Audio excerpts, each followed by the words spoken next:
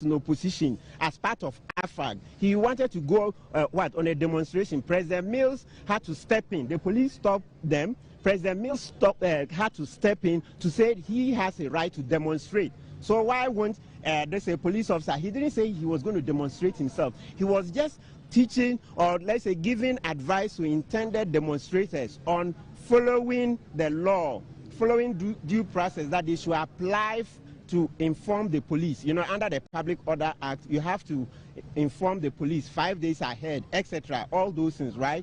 Yes, so that was all that Agodjo sought to do. Yes, that was all that he sought to do. Oh yes, I think I've spoken to them. I think one of my clients has been acquitted and discharged. I believe that the evidence we have put before this court, they hadn't critically looked at some of the cross-examination and evidence, some of the loopholes. And I think that it's a process. We would definitely be going to the Supreme Court for it to also look at the evidence. We believe that some of the charges, you saw the soldiers, it was conspiracy, but they've been acquitted on the substantive charge. So these are things that we will test. We will go to the Supreme Court and see. But I believe that looking at what we have put before this court, we have done it, and we will go to the Court of Appeal. Today is really a sad day because, yes, because it's a sad day. If you even look, they don't even have an inventory when they arrested the people to show that the gun, the pipes they are talking about were the people who had it. So I think that they are in good spirit, and we'll see what we'll do. All right. Now, this is the composition of the police council in Ghana. The vice president is a party man. It doesn't matter whether it's MPP or NDC. This is what we have given us, and this is what we work with. Now, a minister responsible for internal affairs, who is he? He's a party man. Then you have the Inspector General of Police appointed by the president. The president can dismiss him at any point in time, and therefore his loyalty is partial. It doesn't matter whether he was appointed by MPP or NDC. His loyalty is divided. Because he can be appointed today and dismissed tomorrow. And the worst scenario is when he is appointed to be acting capacity. It means I'm watching you. That is what it means. Now, the Attorney General is a party man. Then you have a lawyer nominated, that one can be impartial, a representative of police, very well. 2 members of the police service appointed by the president. So who is that? Those people. Once they are appointed by the president, you know where they are coming from.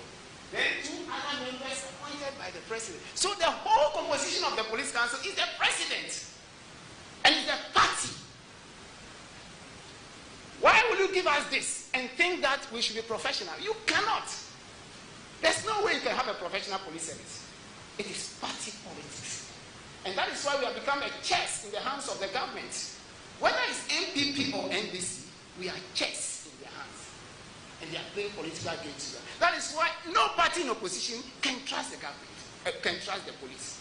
Because of what you do with us. And so once you move into opposition, you are scared that the same thing you do with us, the other party will do with us. So there is a need for constitutional amendment.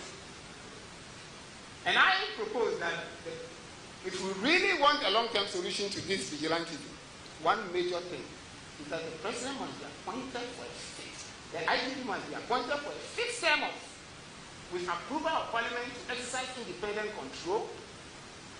There's a need for an independent police service commission to replace the current police council. And grounds upon which an IGP can be removed should be spelled out so that the IGP's removal from office cannot be based on the whims and caprices of appointing authority. That the Minister of Interior can only give directives to the IGP in writing on matters of policy, but not as to how the IGP must do his work. This will make the police loyal to the Constitution instead of particular governments. I like the boldness. He's a very bold man, very outspoken man, very articulate. I tell you something, I like him. And I sincerely pray that what he's saying is factual. I sincerely, because it's obviously a good police material. terms of professionalism. Not that I know him personally, but from afar. His articulation, his sense of judgment, and all that, I love it. These are policemen. It's like Kofi Boakye. Yeah, I admire him like hell. These are people you preserve, you promote, and you develop for a service like the police. So I have no difficulty. And I'm happy he has the courage to speak this way. Somebody told me last night that he shouldn't have spoken. I said, no, look, this democracy, it may have its different effects, but it's okay. He will have his day in court. If what he's saying is factual, that the WhatsApp group, they just put something there. I've heard some people saying that he wrote a coup speech. That hasn't come to my notice.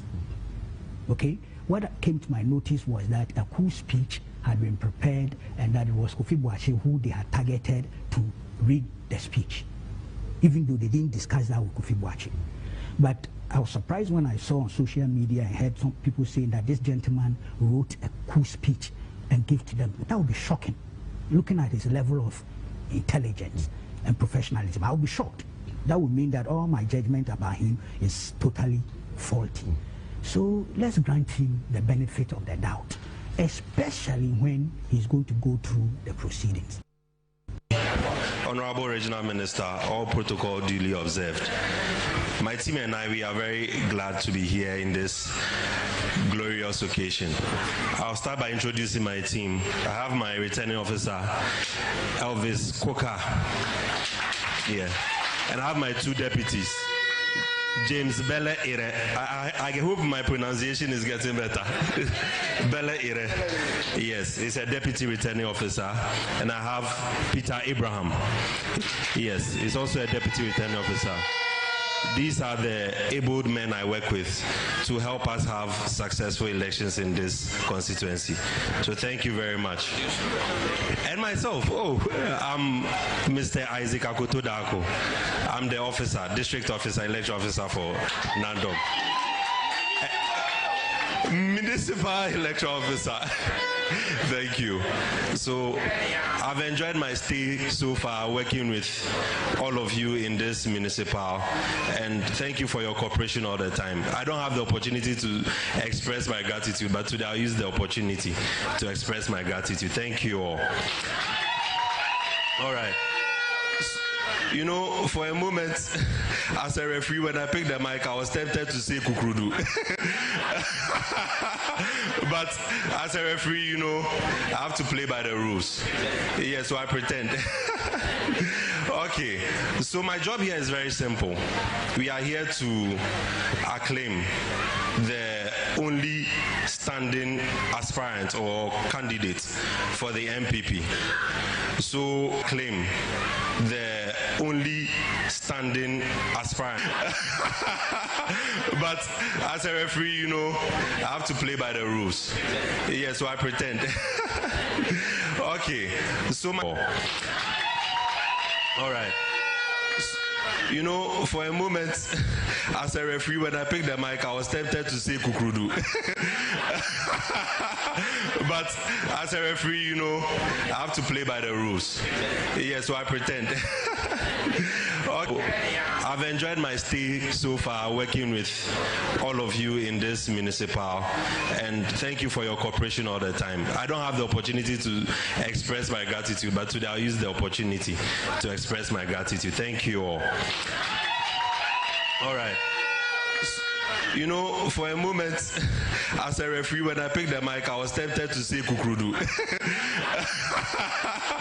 But as a referee, you know, I have to play by the rules. Yeah, so I pretend. Okay, so my job here is very simple. We are here to acclaim the only standing aspirant or candidate for the MPP.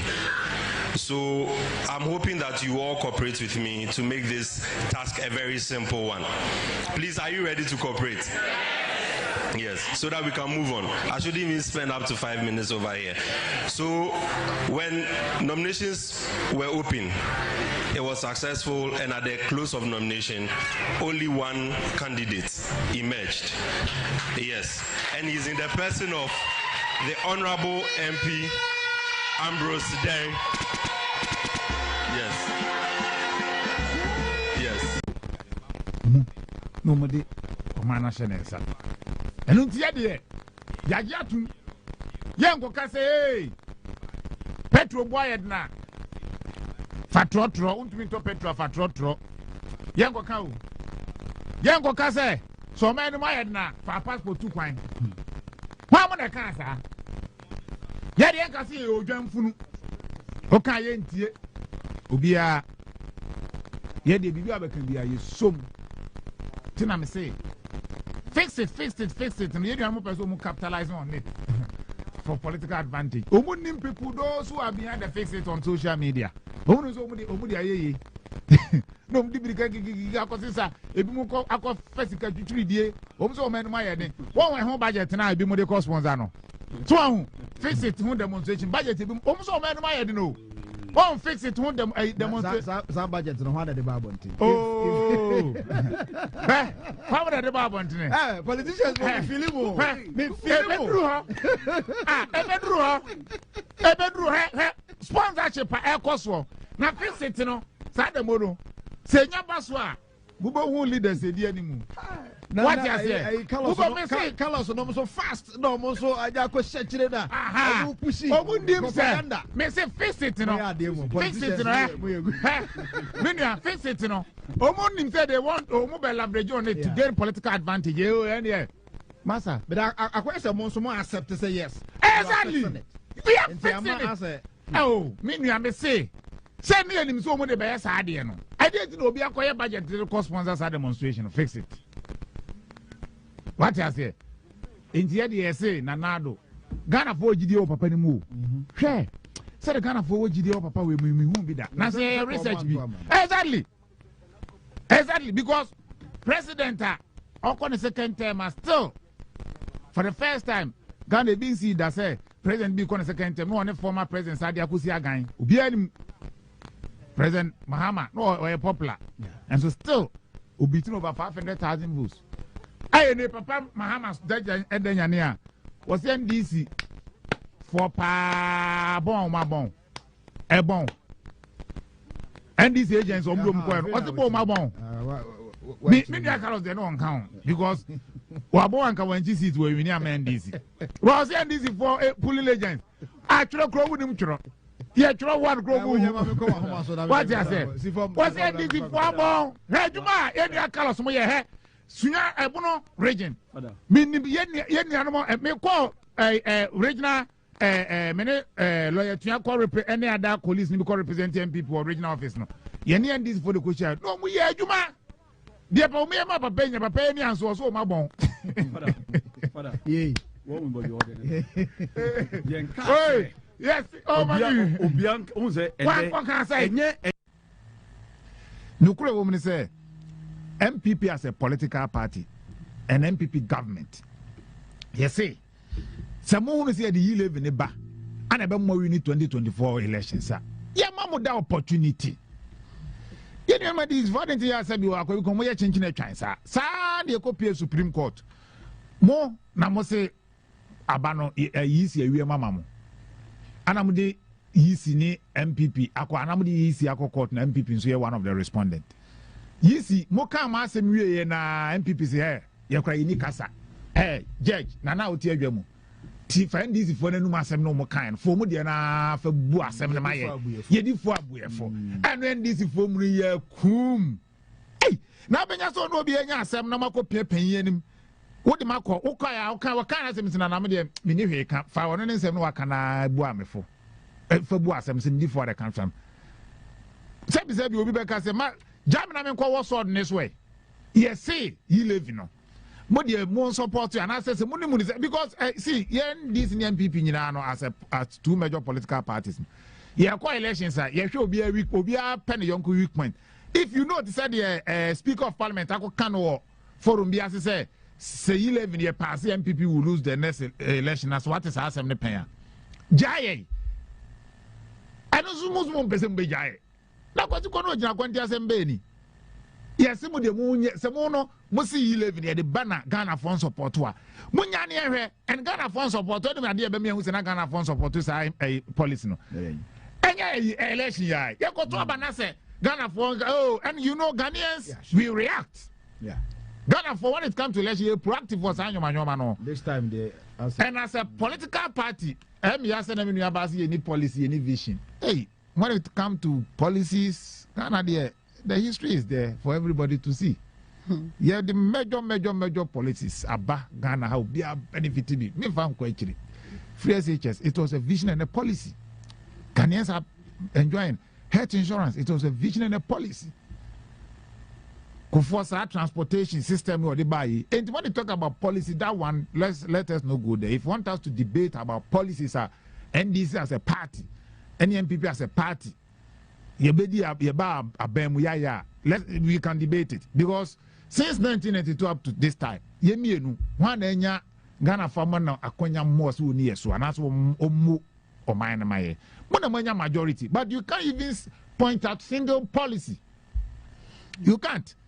Mo policy am de buy at the end there am nye popular am wamo and it's a nursing teacher training allowance mu twemu na de wu twemu so metim say no say but if they will classify it as a policy I don't know what I say sa policy no can ho be na 20 you see when 2016 year koto aba mu kotwa teacher nursing training allowance ni mu no and Ghana former mu hu say de no man na mua o buana say oh yeah last me no mu chase ka wo table suma students ye koto aba no Ghana for children says Sadia na Amwa.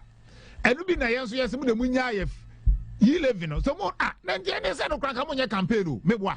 Some woman who say, I dare you coffee a moment you live ye bape room, ye really any in your campaign because we all know the amount of money I must spend as a political party spending in an election year, especially any election.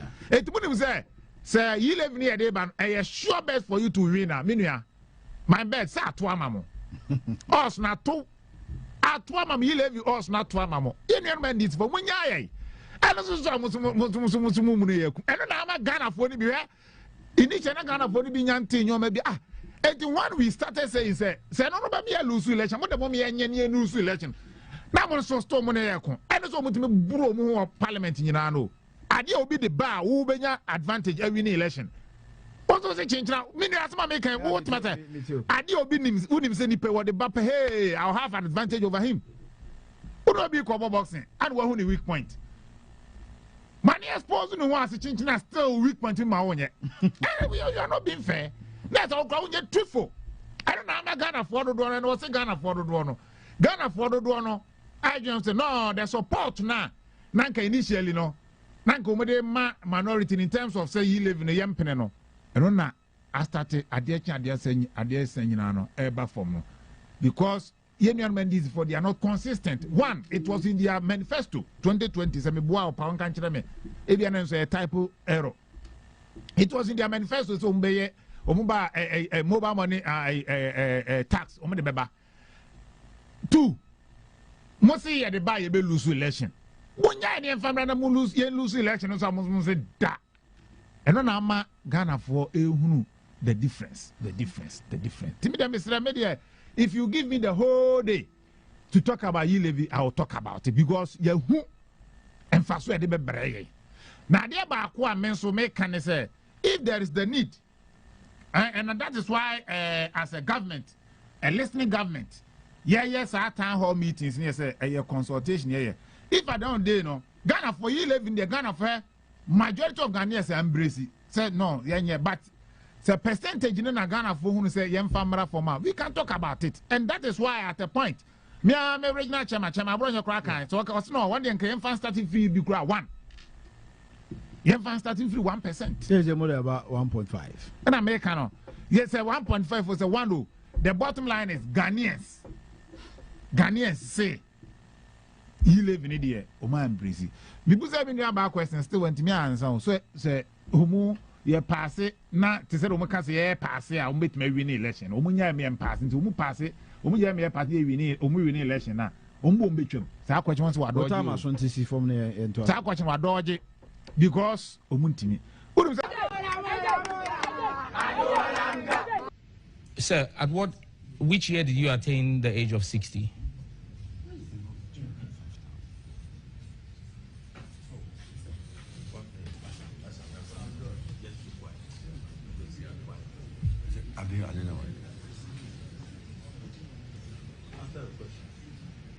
CJ, I'm waiting for a response. What year did you attain the age of 60? Isn't this personal, Chairman? What? I think it's too personal. No.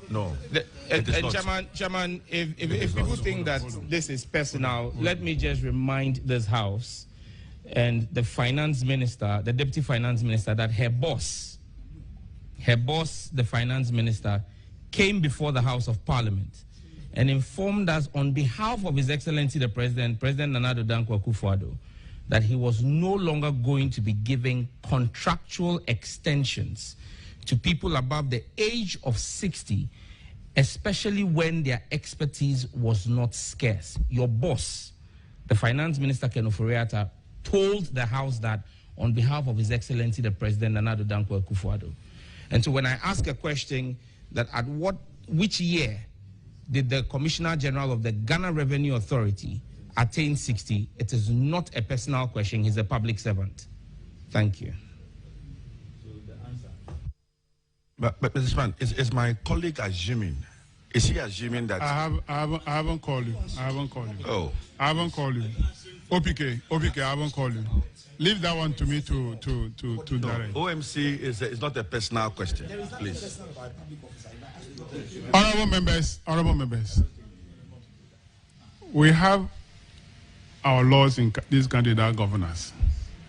If the Commissioner General attained the age of 60, he can be given a contract. If the member is asking a question about his age, he should just respond and say, I'm 60, but I'm on contract. Finish. Whatever the finance minister say, we'll take the finance minister on. So why are we arguing about this? We should not argue about this.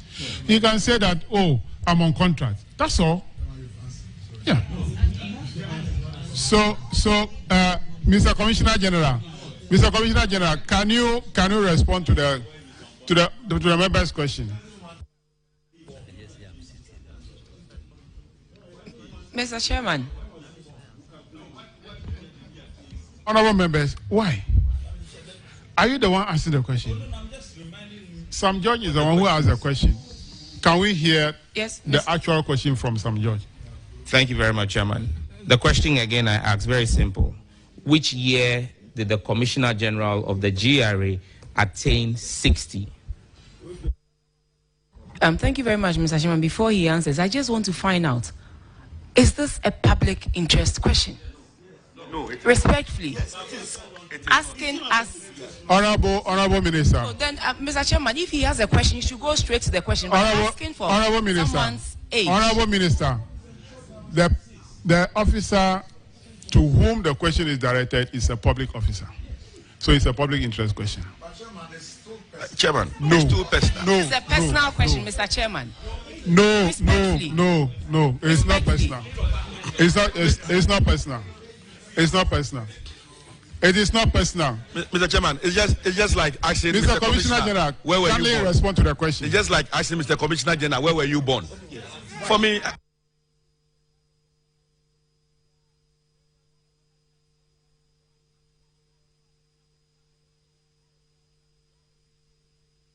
I have explained why I'm allowing him to respond to the question. If you're not satisfied with this, do you want to be shouting at this committee? Will that solve the problem? It won't. I'm saying that he's a public officer. We have the law that governs this country. Fortunately, if you attain the age of 60, you have the opportunity to be given a contract. If he's on contract, he'll tell us, and that's solve it. What is your problem? If he's not up to 60, he will say it. What is your problem? Mr. Commissioner General, can you respond to the question?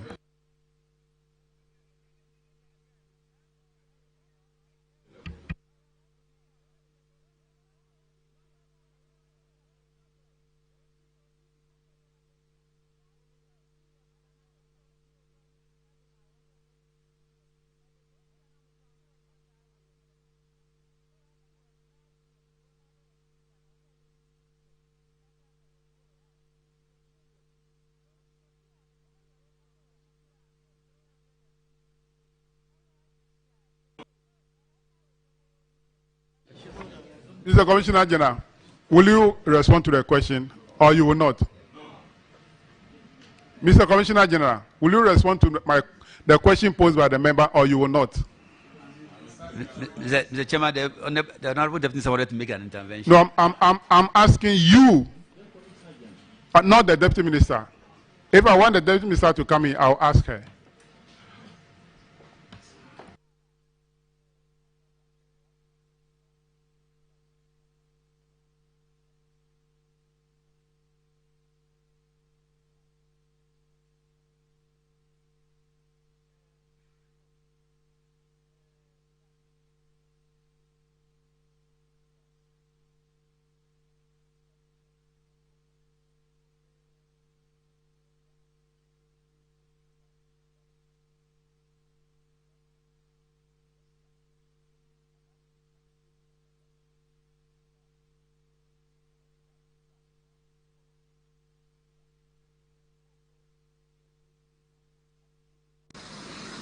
This country called Ghana and all the resources we have.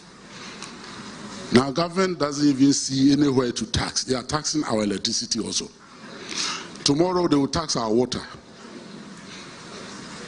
And we are not going to sit down for that to continue. That's why I'm saying you are going to have baptism of fire. We need to fight it until this thing is cancelled. And that is the immediate thing. How can you add this to the problems that we have in this country? The lifeline they are talking about is just 30 kWh. 30. It used to be 50. They brought it down to 30. And if you have 2 light bulbs in your house, 2, and you have television, and if you leave the television on for more than 5 hours, you will pay this tax. If you have fridge, you are out. You are going to pay the tax on the fridge. Why should this happen in this country? Tomorrow, if we don't resist this, tomorrow they will come and tax water. They will say there's a lifeline. This lifeline that they are talking about is 2 bulbs. Part of television, maybe half television. And if you switch on your fridge, you pay this VAT. This law was passed in 2013. Why is it that all these governments have not implemented it? Why is it that we are allowing IMF to dictate to us to implement this law now? So, comrades, you have been elected at a time that there's a big fight on our hands. And we are going to fight it until we win. What is the difference between the ordinary thief and a political thief? Number 1, the ordinary thief steals your money, your bag, your watch, and your jewelry, isn't it? But the political thief steals your future, your career, your education, your health, and your business. Number 2, the hilarious part is that the ordinary thief will choose whom to rob. But you are the one who choose the political thief to rob you. Because we choose them. We vote them. We blindly say we are not blind. Who is deceiving who? The ridiculous part of the whole issue is that we will fight to defend and protect our belongings from the ordinary thief. Is it not? But we fight each other to defend and protect the political thief. Is that not what we do? Thugs will be fighting themselves to protect those that are stealing our career, stealing our joy, stealing our health, stealing our success. What a shame. If you reach a certain stage in life and there is nobody who can look you in the eye and tell you the truth, you are doomed. And that is where our country has gotten to. We need to rescue this country. Wallahi. And I feel very terrible as a Ghanaian at this time. This country is in serious trouble, ladies and gentlemen. We are in serious trouble. We need to rescue this country, ladies and gentlemen. The presidency has been so depraved, so muddied, so dirtied, that I tell you in all sincerity as a Ghanaian, that I feel terribly sad today as a Ghanaian. We need to rescue this country. Wallahi. Inshallah. Please don't cry. We shall rescue our country. Government is broke, government is broke. The people are spending billions to go inside the government that is broke. Have you ever seen a minister who resigned because government is broke before? Government has no money. Have you ever seen a governor who said, ladies and gentlemen, when I was elected, I thought the government had money. Now I discover government has no money, I resign. Have you ever seen it? Government has no money, but they are bringing money out at election time. Where is that money coming from? So they are lying. What is happening is that there are two types of wicked people in government. Type 1, they eat current money. Any money they find in government, they will eat it. They are wicked about that one. There is type 2. Type 2, they eat current money and future money. They will say, my term will end next year. When I leave, how will I eat money? Let me borrow money now and borrow money of the future and eat it now.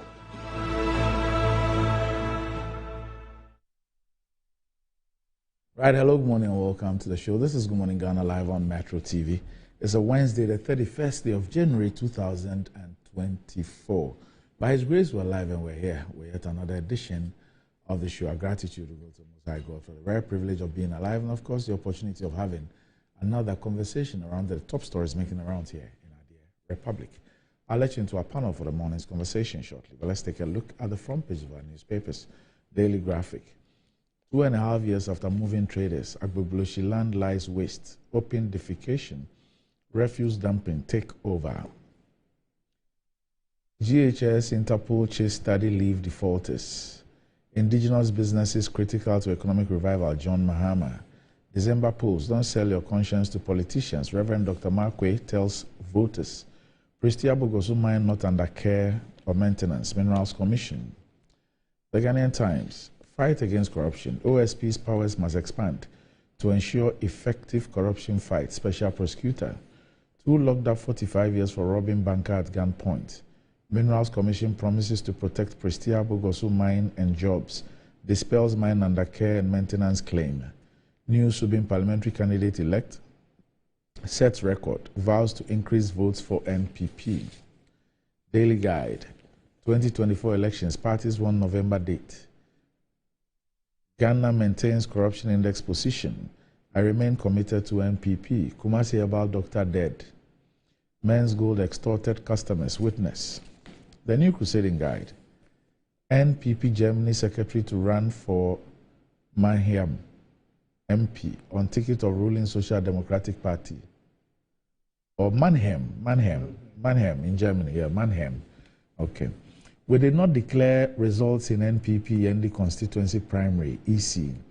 Blows at Takwa CDC headquarters as Apostle Boahen's boy slaps pastors. SML improved revenue performance, petroleum economist. Baumia commended for supporting lepers. Revealed, Russian Liberia kill team in town, attack targets, families at midnight, trail prey amidst death threats. The Insight. Stop EC from revisiting Ayawaso work on violence on Ghanaians. Coalition appeals on 5th anniversary of bloody incidents. They plotted to rob me. Aspirant speaks after chaotic NPP poll. Master Kumfi suffer neglect because of one man. Chiefs and elders ask Akufo-Addo. Netanyahu declares no one will stop Israel's war to end Hamas afterward. Court hears genocide allegations. Western Sahara. Lavrov reiterates Moscow's firm and unchanging position. The Informer. Monetization in Ghana politics. We are all to blame. MP confesses. Let's embrace lepers. Baumia Aegis Public.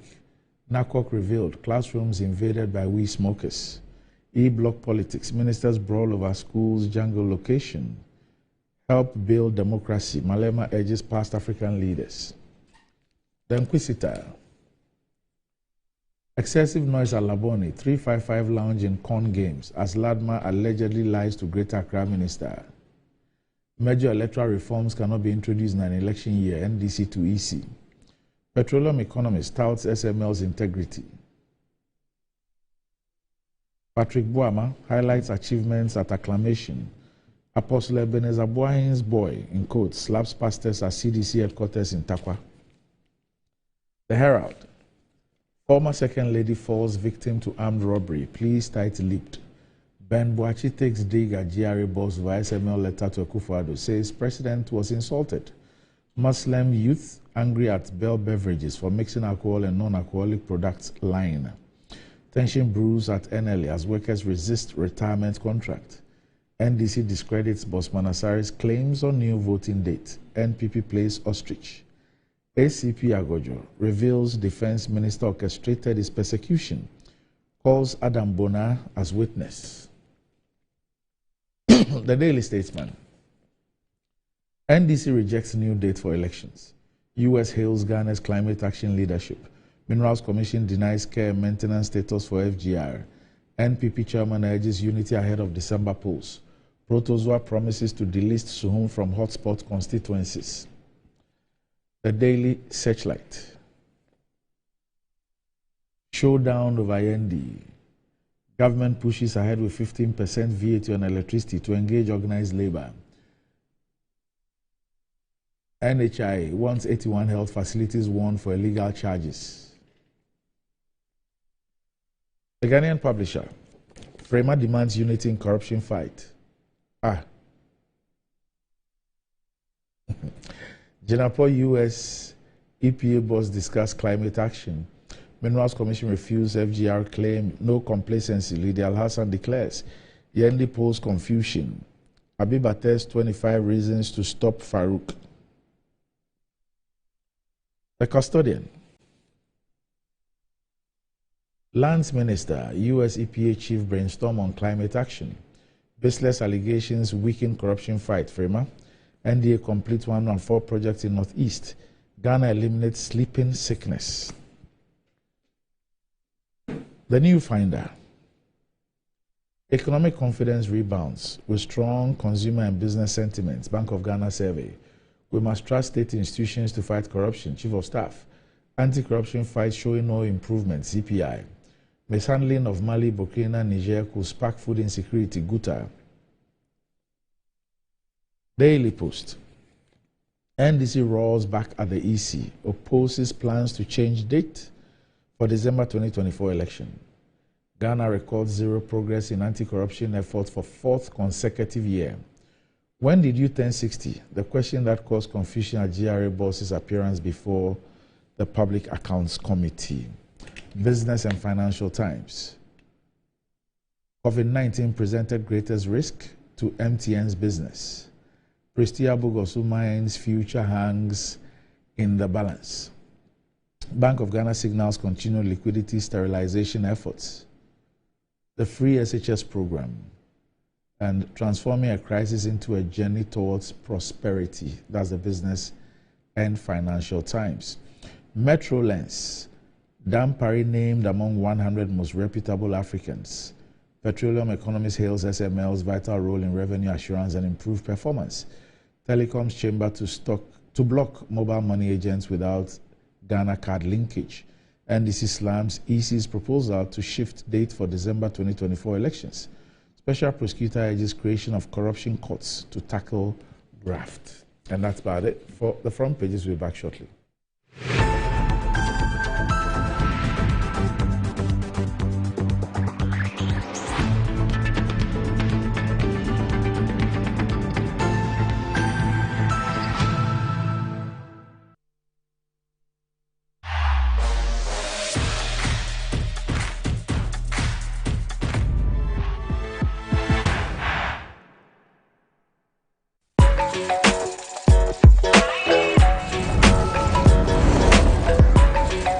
You are your own person, unique, one of a kind, special. That's why you deserve everything tailored to suit your particular taste, your preference, your needs.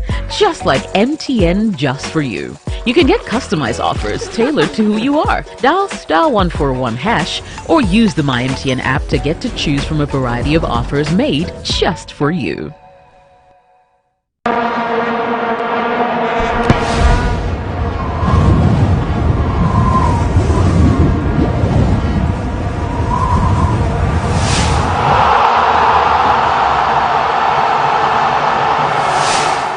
Star Assurance, your solid partner. Enjoy the fruits of your labor, they say. But as humans, aging and physical infirmity stands our way of enjoying our mansions and homes. It often becomes challenging, if not impossible, to use our stairways day in, day out. With portable American pneumatic vacuum elevators, PVs, you are assured of unlimited enjoyment of your mansions and homes. It's a self-supported elevator for vertical movement of humans and goods at homes and offices. The original comes in 3 custom-made models with wheelchair accessibility. Call it luxury, but it's a necessary imperative for vertical mobility. Do not let aging or infirmity limit you. Get one for your easy vertical mobility at home. It's affordable and can be installed in just 3 days without modification to your existing building. It's however easier to incorporate it at the construction stage. We also have traditional Fuji elevators and escalators for your high-rise buildings and malls. Visit Lifts and Elevators Company Limited at Sakumono for your elevators nationwide. For free consultation to call or WhatsApp us on 0200-535-515. Lifts and Elevators, the elevator people. On my long and stressful days, I long for the refreshing company of my favorite companion. Wow, my favorite.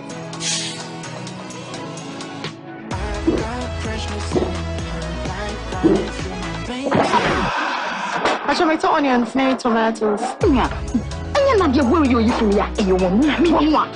Hi.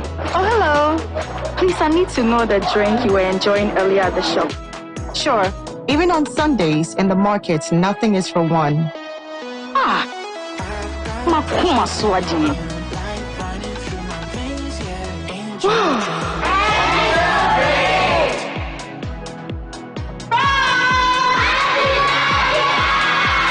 Guess what I brought? A refreshing companion for you and I. My favorite. Angel Drinks. Nyamepe, nyawenejehu. This advert is FDA approved. Anti-cavity, gum protection, brighter teeth, and fresh breath. I'm afraid Missy Wayne. Prepare bantama. Matias.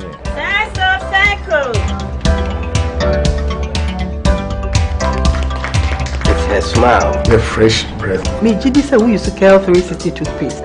Some kind. Cal 360 toothpaste. That's Kia. Cal 360 toothpaste. It's a gum protector. Onium jom kasan. Kile kosen. Cal 360 did the way. It's cool mint.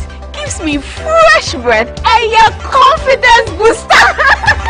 You will see so feeling to when you know Cal 360 toothpaste. Happy smile. Cal 360 toothpaste, anti-cavity, gum protection, brighter teeth, and fresh breath. Cal, happy smile. This advert is FDA approved.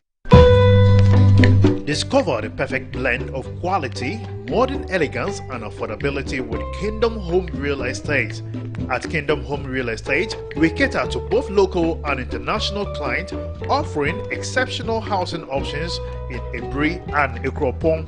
Our properties are conveniently located, providing a tranquil atmosphere, top-notch security, and essential amenities such as electricity, water, and backup generators. Our strategic locations offer easy access to popular tourist destinations, all within a 30-minute drive from Accra. Visit us in Ikropong right after the Latte Junction, or in Ebri near the Ebri Girls Senior High School. Alternatively, you can reach us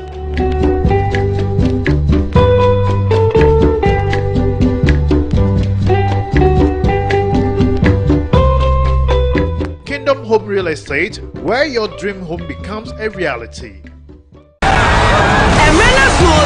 Stadium feeling, everything 12 January, I got him say about Afcon every year. My Afcon and Soja call. I will feel high sense TV, Afcon TV, and a sound system. Yatisu say who? A high sense Afcon double promo. The best you Afcon beer. I love Afcon beer. Can clear our high sense and the Afcon TV so. Sadam the Yeda. Let's a commentary no so chegua. Clear our high sense sound system so. bia. Na ube uza ya TV any sound system so. Ezan Afcon ninti. Sa uto adia wa Hisense ya. Wasumu jo. Hisense nkuwa nema 5 years manufacturer defect warranty. Sa Afcon radio. Yeme nije no anya double. If you say Hisense will hammer mo. Hisense. Yene wanna perform before. Ezan football ninti. Hisense shisha eka kra wo ho. We are back, bringing you the latest lineup from Betway. Betway starts strong with their front two, with Free Play Friday and Swipe Bet. In the middle, you've got all the control with Cash Out and Build a Bet. Plus, with Win Boost, you can boost your sports bets. At the back, they have Smart Picks and the Partial Daily Jackpot. You always get way more with Betway. And you can see. This advert has been vetted and approved by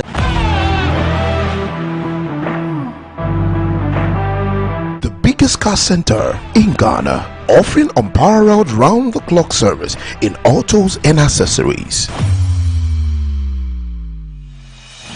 Nadam Autofix is the biggest distributors of used tires in Ghana, offering first-grade second-hand car tires of all rim sizes at both wholesale and retail prices. We are also the leading name in car sensor diagnostics, corrections and sales of car accessories. We excel in car washing and detailing with state-of-the-art steam engine washing machines that keep water away from your engine, ensuring a clean, healthy and responsive engine. Nadam Autofix, the first name in servicing, car accessories and car washing. Visit us today and experience the world of class difference. Find us today at Asoridaho, directly opposite Dansoman KFC and the Shell filling station. For more details, you can call us on 0503 244 266 or 0535 339823. Nado Motofix, Wukwain Sunyonko Papa.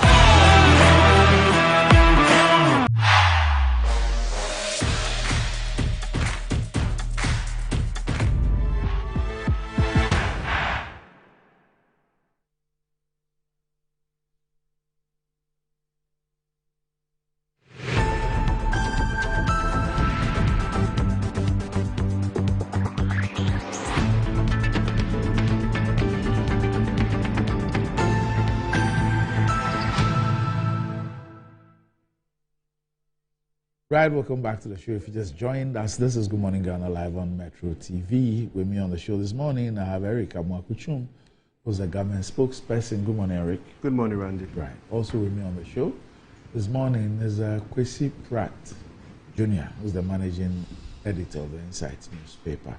Kwesi, good morning. Good morning, sir. Right. Okay. So, last week we were here discussing the VAT on electricity and all that. And appears to be some developments. The organized labor had issued an ultimatum to government. And it appears that the TUC boss has followed up on the issue and is giving some explanation, especially on those who don't understand what Lifeline is and all that. And then the Ministry of Finance has also issued a statement. We know that the ECG boss also granted some interviews sometime last week on the issue. But let's watch the TUC boss, and then I'll read out the press release from the Ministry of Finance on the same issue, and then take your views on this. This country called Ghana and all the resources we have. Now, government doesn't even see anywhere to tax. They are taxing our electricity also. Tomorrow they will tax our water. And we are not going to sit down for that to continue. That's why I'm saying you are going to have baptism of fire. We need to fight it until this thing is cancelled. And that is the immediate thing. How can you add this to the problems that we have in this country? The lifeline they are talking about is just 30 kWh. 30. It used to be 50. They brought it down to 30. And if you have 2 light bulbs in your house, 2, and you have television, and if you leave the television on for more than 5 hours, you will pay this tax. If you have fridge, you are out. You are going to pay the tax on the fridge. Why should this happen in this country? Tomorrow, if we don't resist this, tomorrow they will come and tax water. They will say there's a lifeline. This lifeline that they are talking about is 2 bulbs. Part of television, maybe half television.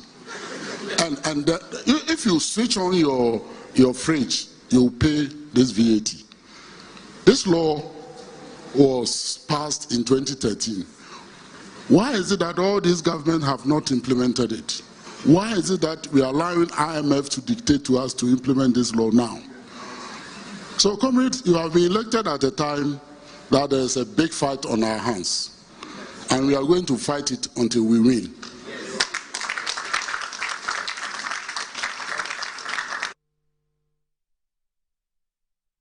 So that's Dr. Yalba, who's the Secretary General of the TUC. Now, press release on VAT for residential customers of electricity, and dated Tuesday, the 30th of January 2024, and issued by the Public Relations Unit of the Ministry of Finance. This reference is made to the Ministry of Finance's letter to ECG and NETCO on the above subject, dated 12 December 2023, as well as the press statement issued by Organized Labour on the same subject, dated 23rd January 2024. The Ministry of Finance has noted the concerns of Organized Labour on the implementation of VAT on consumption of electricity by residential customers. Extensive dialogue will be held with Organized Labour and other key stakeholders in the coming weeks to ensure stakeholder buy-in.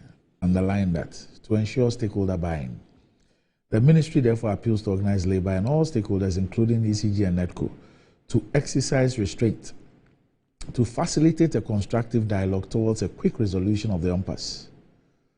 We note the progress the country is making in the implementation of a post-COVID-19 program for economic growth, including posting higher than programmed growth targets, declining inflation, improvement in fiscal and external positions, a more stable exchange rate, and a declining monetary policy rate. Government hereby reiterates its commitment to working with all stakeholders in order to sustain these gains and engender macroeconomic stability and inclusive growth. Kwesi, what does this mean?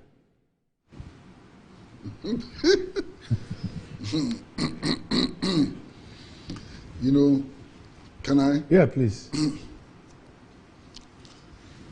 Clearly, this lifeline that government offers is a practical joke. Because if you examine it carefully, if anybody enjoys a lifeline, it's a very minute part of the population. And as explained by the Secretary General of the TUC, I mean, 2 bulbs and half a television. It's practically everybody. You must be consuming a maximum of 7 cedis, 50 pesos a week. Yeah. So 30 cedis a month. Yeah. So it's just a joke, you understand? Now, on the basis of this joke, government then intends to impose additional taxes, value-added taxes, on the consumption of electricity. That is the concern of organized labor, and it is indeed the concern of many other sections of our society.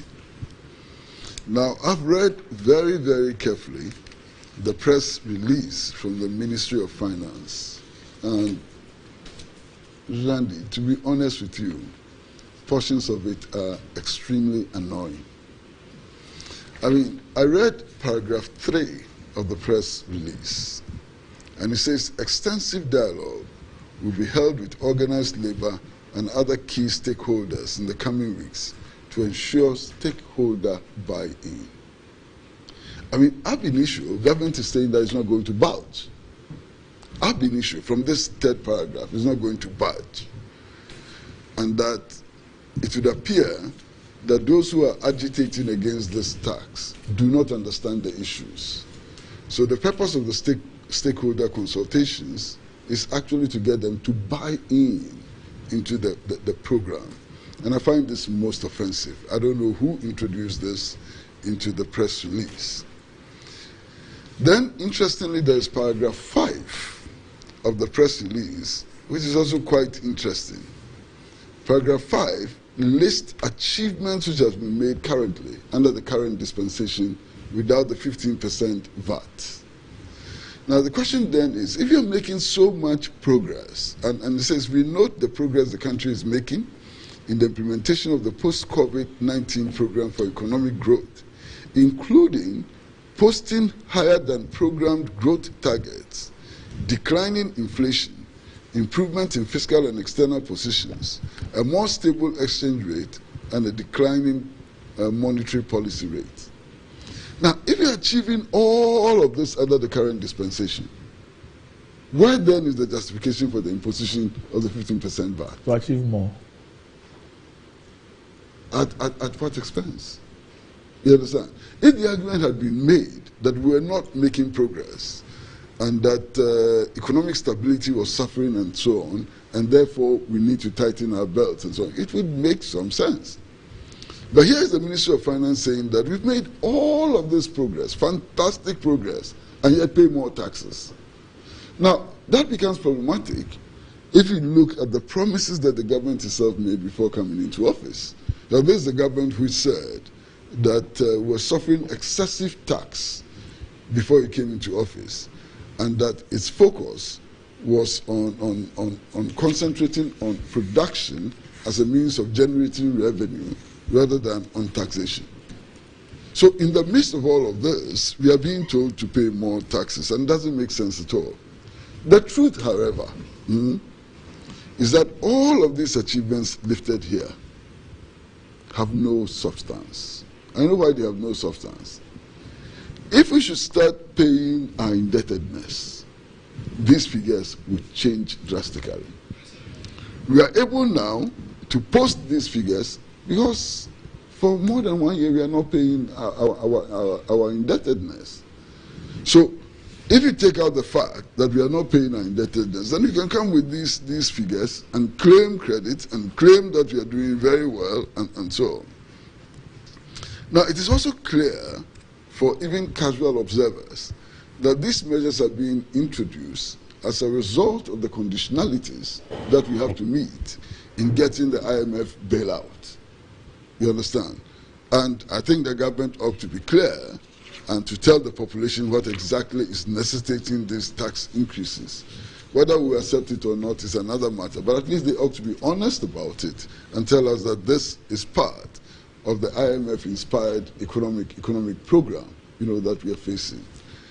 Clearly, yesterday I was having a conversation with a friend of mine who speaks for the government, and this friend of mine was making the point, that why they were taken to Jimpa, and lectured on the economy and so on, so they have a better understanding of the economic situation and so on. And I was telling him that, look, whether the economy is doing well or not is not something which is decided by academics. It's not something which is decided in the confines of a university.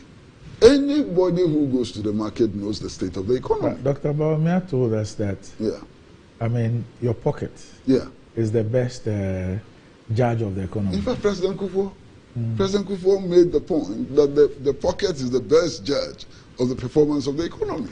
So anybody who pays school fees, anybody who buys petrol, anybody who buys foodstuffs from the market, anybody who lives in Ghana can have a fair measure of the state of the economy. You don't have to go to Jimpa, to understand the state of the economy.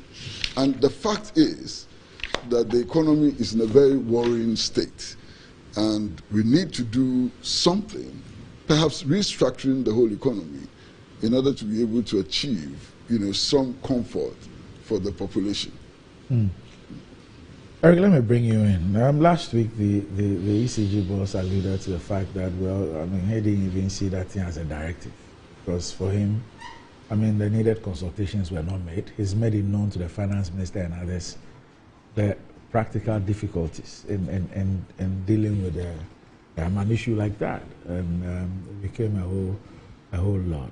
Now, it appears that the ministry is keen on pushing on with this VAT on electricity. Thank you very much. Good morning to you and good morning to Chrissy. I don't think I agree with that position. Because there are a number of things that can happen when you engage in stakeholder consultation, right? It's either there will be some kind of consensus, or, I mean, there'll still be a stalemate, and you have to go back and find some kind of solutions, or, I mean, converge at a middle ground, you know. So for me, I think that rather than being skeptical about what that stakeholder consultation would be, let's allow that to happen. I'm on the side of the consumer fundamentally, and I mean, when you use a lifeline conversations, yes, it's true that on the surface it looks very small, but there's also quite a number of people who are actually on the lifeline, who, especially our folks in the rural areas, who are enjoying these benefits. The challenge is that I was listening to one of the experts, I've forgotten what his name was of the view that, you know, in most places where you have these compound houses, sometimes the person is actually on a lifeline, but they're actually using 1 meter or so, and that makes it difficult, which means that from the, as far as the metering perspective, it looks as if that you've gone beyond the lifeline. So these are, I'm sure, conversations and technical details that I'm sure these stakeholder consultation will bring. I also struggle to sometimes try and use politics to define economics, you know, because they're clear. I mean, we all have some basic economic education where there are clear indicators of what shows an economy is doing well or not, right? And we all agree, and I think that everybody that has commented on the economy in the last 3 or 4 years post-COVID would attest to the fact that we faced some challenges. Now, at the time when we were dealing with 55% inflation and the CD was actually in trouble and there's depreciation of the CD at a certain rate and all of that, we were using these figures. All of a sudden, when the figures looks okay and looks like we are turning around, people say, no, let's not use those figures anymore, but let's go back to definitions. I mean, personal definitions of what an economy, if an economy is doing well or not. And I have a challenge with that position. I believe strongly that, yes, we've gone through some difficulties, but the things that we've basically listed in terms of our group targets, inflation, improvement in our fiscal space and external positions and all that, and a stable exchange rate, and then declining policy rate, are clear indicators of an economy that is actually pointing towards the right trajectory. Yes. Are we out of the woods yet? No. Do we have to do a lot more? Of course, yes. But we can't now eat our cake and have it and say that at a certain point we can decide to use certain economic indicators, but then when it's expedient for us, we don't want to use the same indicators. I feel that it takes away from some of the conversations. Yes, you can point to certain things that actually suggest that we are struggling or there's some challenge within the economic space. But then government has done A, B, C, D, all of these things to try and bring the situation under control. For example, I mean, because you spoke about we are not paying our debts, but these are strategies and things that you use to be able to bring your economy to a certain, if like even keel level, so that you can engender growth and then you can reactivate and go back and do the things that you've done in the past. Ghana will not be the first country that have gone into that particular situation. Now, the first question that you ask yourself, how were we able to get out of the challenges that we are facing? We had to do a number of things. And sometimes when it comes to public decisions that are taken, of course you make some mistakes as you go along. Or there are certain things that you get to a point where you decide that maybe this thing didn't work as well as we envisaged, and so let's tweak it, let's add new things, let's take certain things out. So for me, this whole conversation with organized labor is a welcome news to me. I believe strongly that once they go around the table and the dialogue is coming from a very good, is done in good faith, and government is able to point out the reasons why we are considering doing this, and organized labor also comes out with their position, I believe strongly that we will come to a certain consensus. I mean, this is not the first time these things have happened, and I believe that in as much as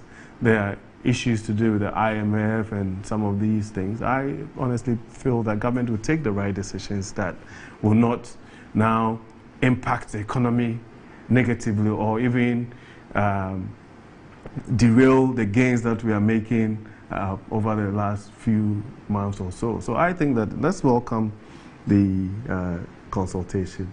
Let's see what comes out of it. And I believe that if there's no intransigent positions, either from the government side and the labor, organized labor side, we'll find a consensus.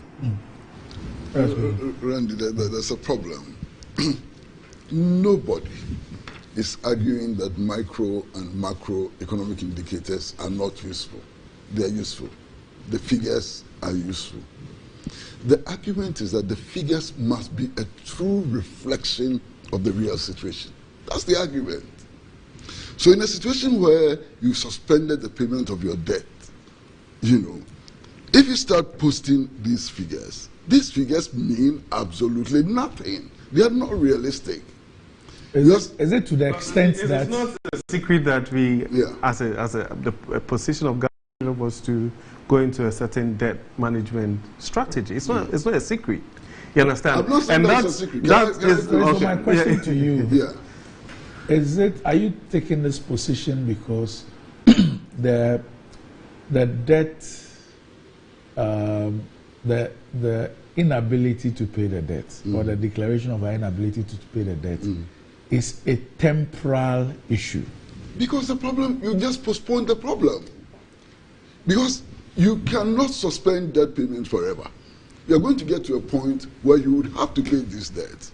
So it's a reprieve for a period? Yeah, for a period. And it's temporary, it's not realistic. And so in touting your achievements for that period, you ought to consider the fact that in a year or two, reality will set in. Is that a point? Yeah, reality will set in, and all these impressive figures, you know, will be wiped out. You understand? And look, in any statistical analysis, I mean, this is basic information, you know. In any statistical analysis, input output is always based on input. If you vary your input, you get a certain outcome. You understand? Now, here is a case where the input has been substantially varied in order to create this false impression of the state of the economy. I disagree. Oh, so how can you disagree with this? How can you disagree with this? You're talking fundamental economics, and I disagree with the point Chris is making is that you have a problem with dealing with your expenditure. You have suspended largely the payment of your number one item on your expenditure, which is debt servicing. Yeah. Okay. And so you ought to be careful how you tout performance when your number one expenditure has largely been, the payment of your number one expenditure has largely been suspended. First of all, this is not debt forgiveness. Even if there is a haircut for domestic, it is not debt forgiveness. We know that a lot of the repayment periods have been rescheduled for a later date. And so obviously at that later date, the issue of interest payment, it being your number one or number two, is going to come up. I guess that's the point. Okay, so but the point I'm also making is that something has to give. So if you find yourself in a particular situation where if you don't do anything at all, either you plunge your economy into a recession or something of that sort, and that is like a total collapse. So you make a decision. I mean, it's like even households. You can make that decision as a household that we would suspend A, B, C, D until we have a certain base, fundamentals, strength or whatever, or the resources to now go in and do things at a later date. And so these are decisions. I mean, of course, as any government, you live and die by the decisions that you make, right? But I think that it would be utterly irresponsible for any government to sit down and allow an economy to go into a full recession if they can do something about it. So and this is not a secret, it's an open thing that government went out there, went into a debt management strategy and said, okay, these are the things that we are going to do. And we believe that if we maintain this over a certain period, we're going to start seeing gains, the economy will start growing and everything, and then would have some space in terms of fiscal space and all of that to be able to afford to pay interest on debt and all of that over a period. So yes, it's like it's a continuation of a strategy. And I believe that once we go through this whole global exigencies of COVID, post-COVID, all the challenges that we found on the global landscape, and government found itself, no country is an island. We had challenges, and everybody has admitted that we've had challenges. But how do you get out of that particular route, right? And most people have come out with this thing that, oh yes, you cannot tax your way out of these challenges. But the truth of the matter is that you also have to increase, if you do a comparison between... you understand what I'm saying? As a president and a vice president, who said that? No, but those are... we can go back to commentary of things that people have said. No, because they are running the show.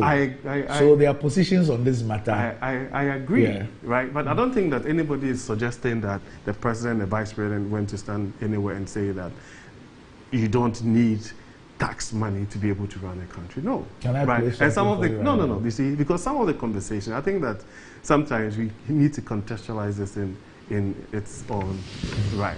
You understand what I'm saying? So some of the conversation were on things that we call nuisance taxes, for example. These are 17 or so taxes that when the government came into power, we actually reprieved those taxes, right? So these are conversations. And every moment, I mean, as we go along, government is a very fluid enterprise, right? So as you go along, you have to make some of these decisions. I'm not one of those people who feels that we cannot go back and say that maybe at the point that he made this particular point, because of what was pertaining at the time, it was relevant. But today, things have changed and you have a different position. There's nothing wrong with that. But I'm saying that as we are talking about the economy, let's agree that you run a business. Yes. No, but Randy, let me just run. As we're talking about the economy, right? Let's have a certain, if you like, agreement that there are clear indicators, right?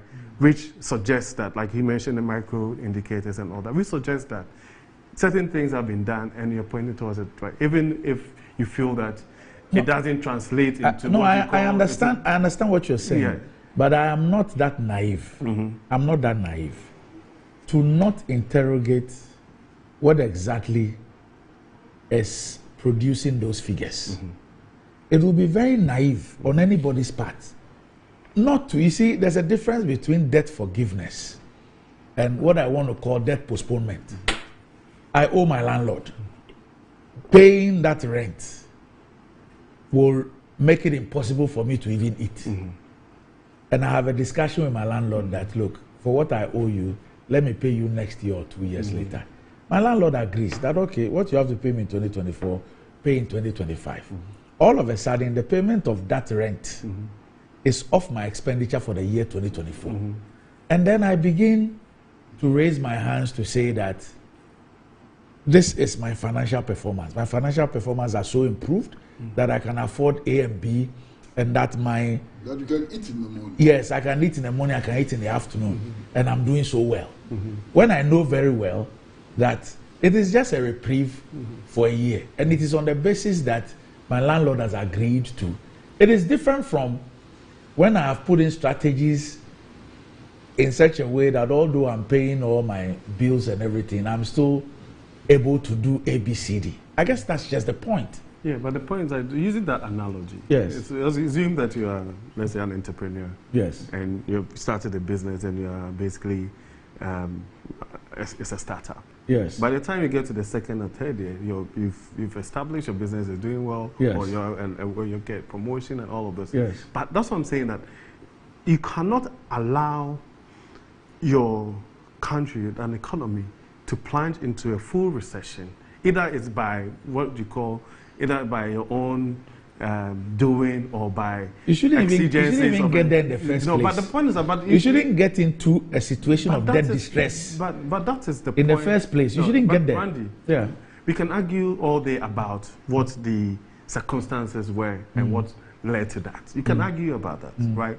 You might have your own opinion on that. I might have different opinion. There are also clear indicators. No, I refer to the government's own budget statements, not my own opinions. Yeah, but that's what I'm saying. Like, we can have these conversations, but when it gets to that point, I always believe that a decision has to be made. Right? You have to make. You live and die by decisions as a government. I mean, so even if we want to move away from a government and even still hone down on the household conversations, you as a dad or a parent would have to make some very harsh decisions to be able to. Yeah, you have to take responsibility for the decisions that took you into that ditch. But I don't think that... For which reason you had to take a decision that you didn't believe in. A decision that when others were pointing to you as an option, you said no. And you used Bible illustrations to show why those who were pointing to that decision were wrong. And they were naysayers, and they were people who did not have self-belief and confidence. And you eventually go and embrace that decision. A decision you didn't believe in, a decision you said was wrong, a decision you said would be disastrous for this country. And you eventually go and embrace it. And you want to be applauded for taking that decision. I don't think that anybody is in the business of government to be applauded. I mean, I think that when you do that, it means that you're not even taking your job seriously, right? You're in the business to be applauded. You're in the business of making decisions. Some of these decisions are hard decisions. And I think that, yes, apart from the politics of it, right, when you get to a point where the situation has changed and circumstances have changed, there are exigencies. There are, contingencies that you have to, even our national budget makes provisions for contingencies, and that includes even like a policy change. If it becomes very clear that this particular trajectory or direction is not actually giving us the gains that we want, right? But we can do, as for the politics aspect of it, we can do the politics in terms of, oh, this person said this, they promised this, they didn't do that, and all of those things. But when you take away the issue of promises and what you said and what you didn't say, I think that people should be judged on the decisions that they take, right? And I also don't have a challenge with people taking responsibilities. There's nothing wrong with taking responsibilities, right? And that's why we do this thing that we do, right? But for anybody to suggest that if you make these decisions, it's because in times past you decided that I didn't want to use this path, because that is what you believed in, right? And so I think that let's move away from that and look at the things the gains that we are making. Is it sustainable? Should we do more? Yes. Are we out of the route yet? No, we are not. Right? And for me, I think that is the fundamental conversations. It's very simple. It's not complicated at all. If you have a stinking sore and you plaster over it, the stinking sore doesn't go away. It remains. That's the point I'm making. You understand? What we are doing is just plastering over the sore. And that's a problem, because we are posting all these figures knowing fully well that realistically this is not the current situation. Yeah. Can I just make a few points? That this is not the current situation. There's an element of deception. There's an element of raising false hopes and so on. But even more serious is the point that Randy was trying to make. Here are a group of people who say that this is the solution to the problem. You come up and argue that that is not the solution, and that what they put up as a solution will lead the country to disaster. 7 years later, you come to accept that the solution you rejected is the correct solution. Why should you continue to be in charge of the management? No, but isn't it just, can I finish? Okay, can I finish? Right. Isn't it just logical? Isn't it just sensible for those who believed in those measures to take over from you? No. Because when you rejected the measures, yeah, but then so we've gone into the realms of politicking. That's fine. No, this is not but the point is politicking. that those are decisions. This is logic. This is economics. It is not. This is governance. Right. It is not logic because that determination will be made by the Ghanaian people. What I wanted to raise with you on the issue of the plastering is that if you look at the DDEP, essentially, it is both plastering and some treatment. What do I mean? When government achieves a haircut, for example, it is a form of forgiveness. It's not total forgiveness, but there's a certain percentage that it is yanking off its debt. I'm saying if he achieves that. But even I would totally disagree with your diction. No problem. Haircut is an imposition. No, forgiveness is something which is willingly given. Okay, so I understand the point you're making. The effect of what I said was that, okay, so I should say debt reduction, not forgiveness, reduction. that the haircut leads to a certain reduction. With consequences. Oh, yes. Lack of faith in the banking system. Oh, yeah. All kinds of things. I mean, there will be consequences. With serious consequences for the national economy. But all I'm saying is that if you look at the whole strategy, it points to the fact that, if we succeed, we'll be able to reduce our debt burden up to this point.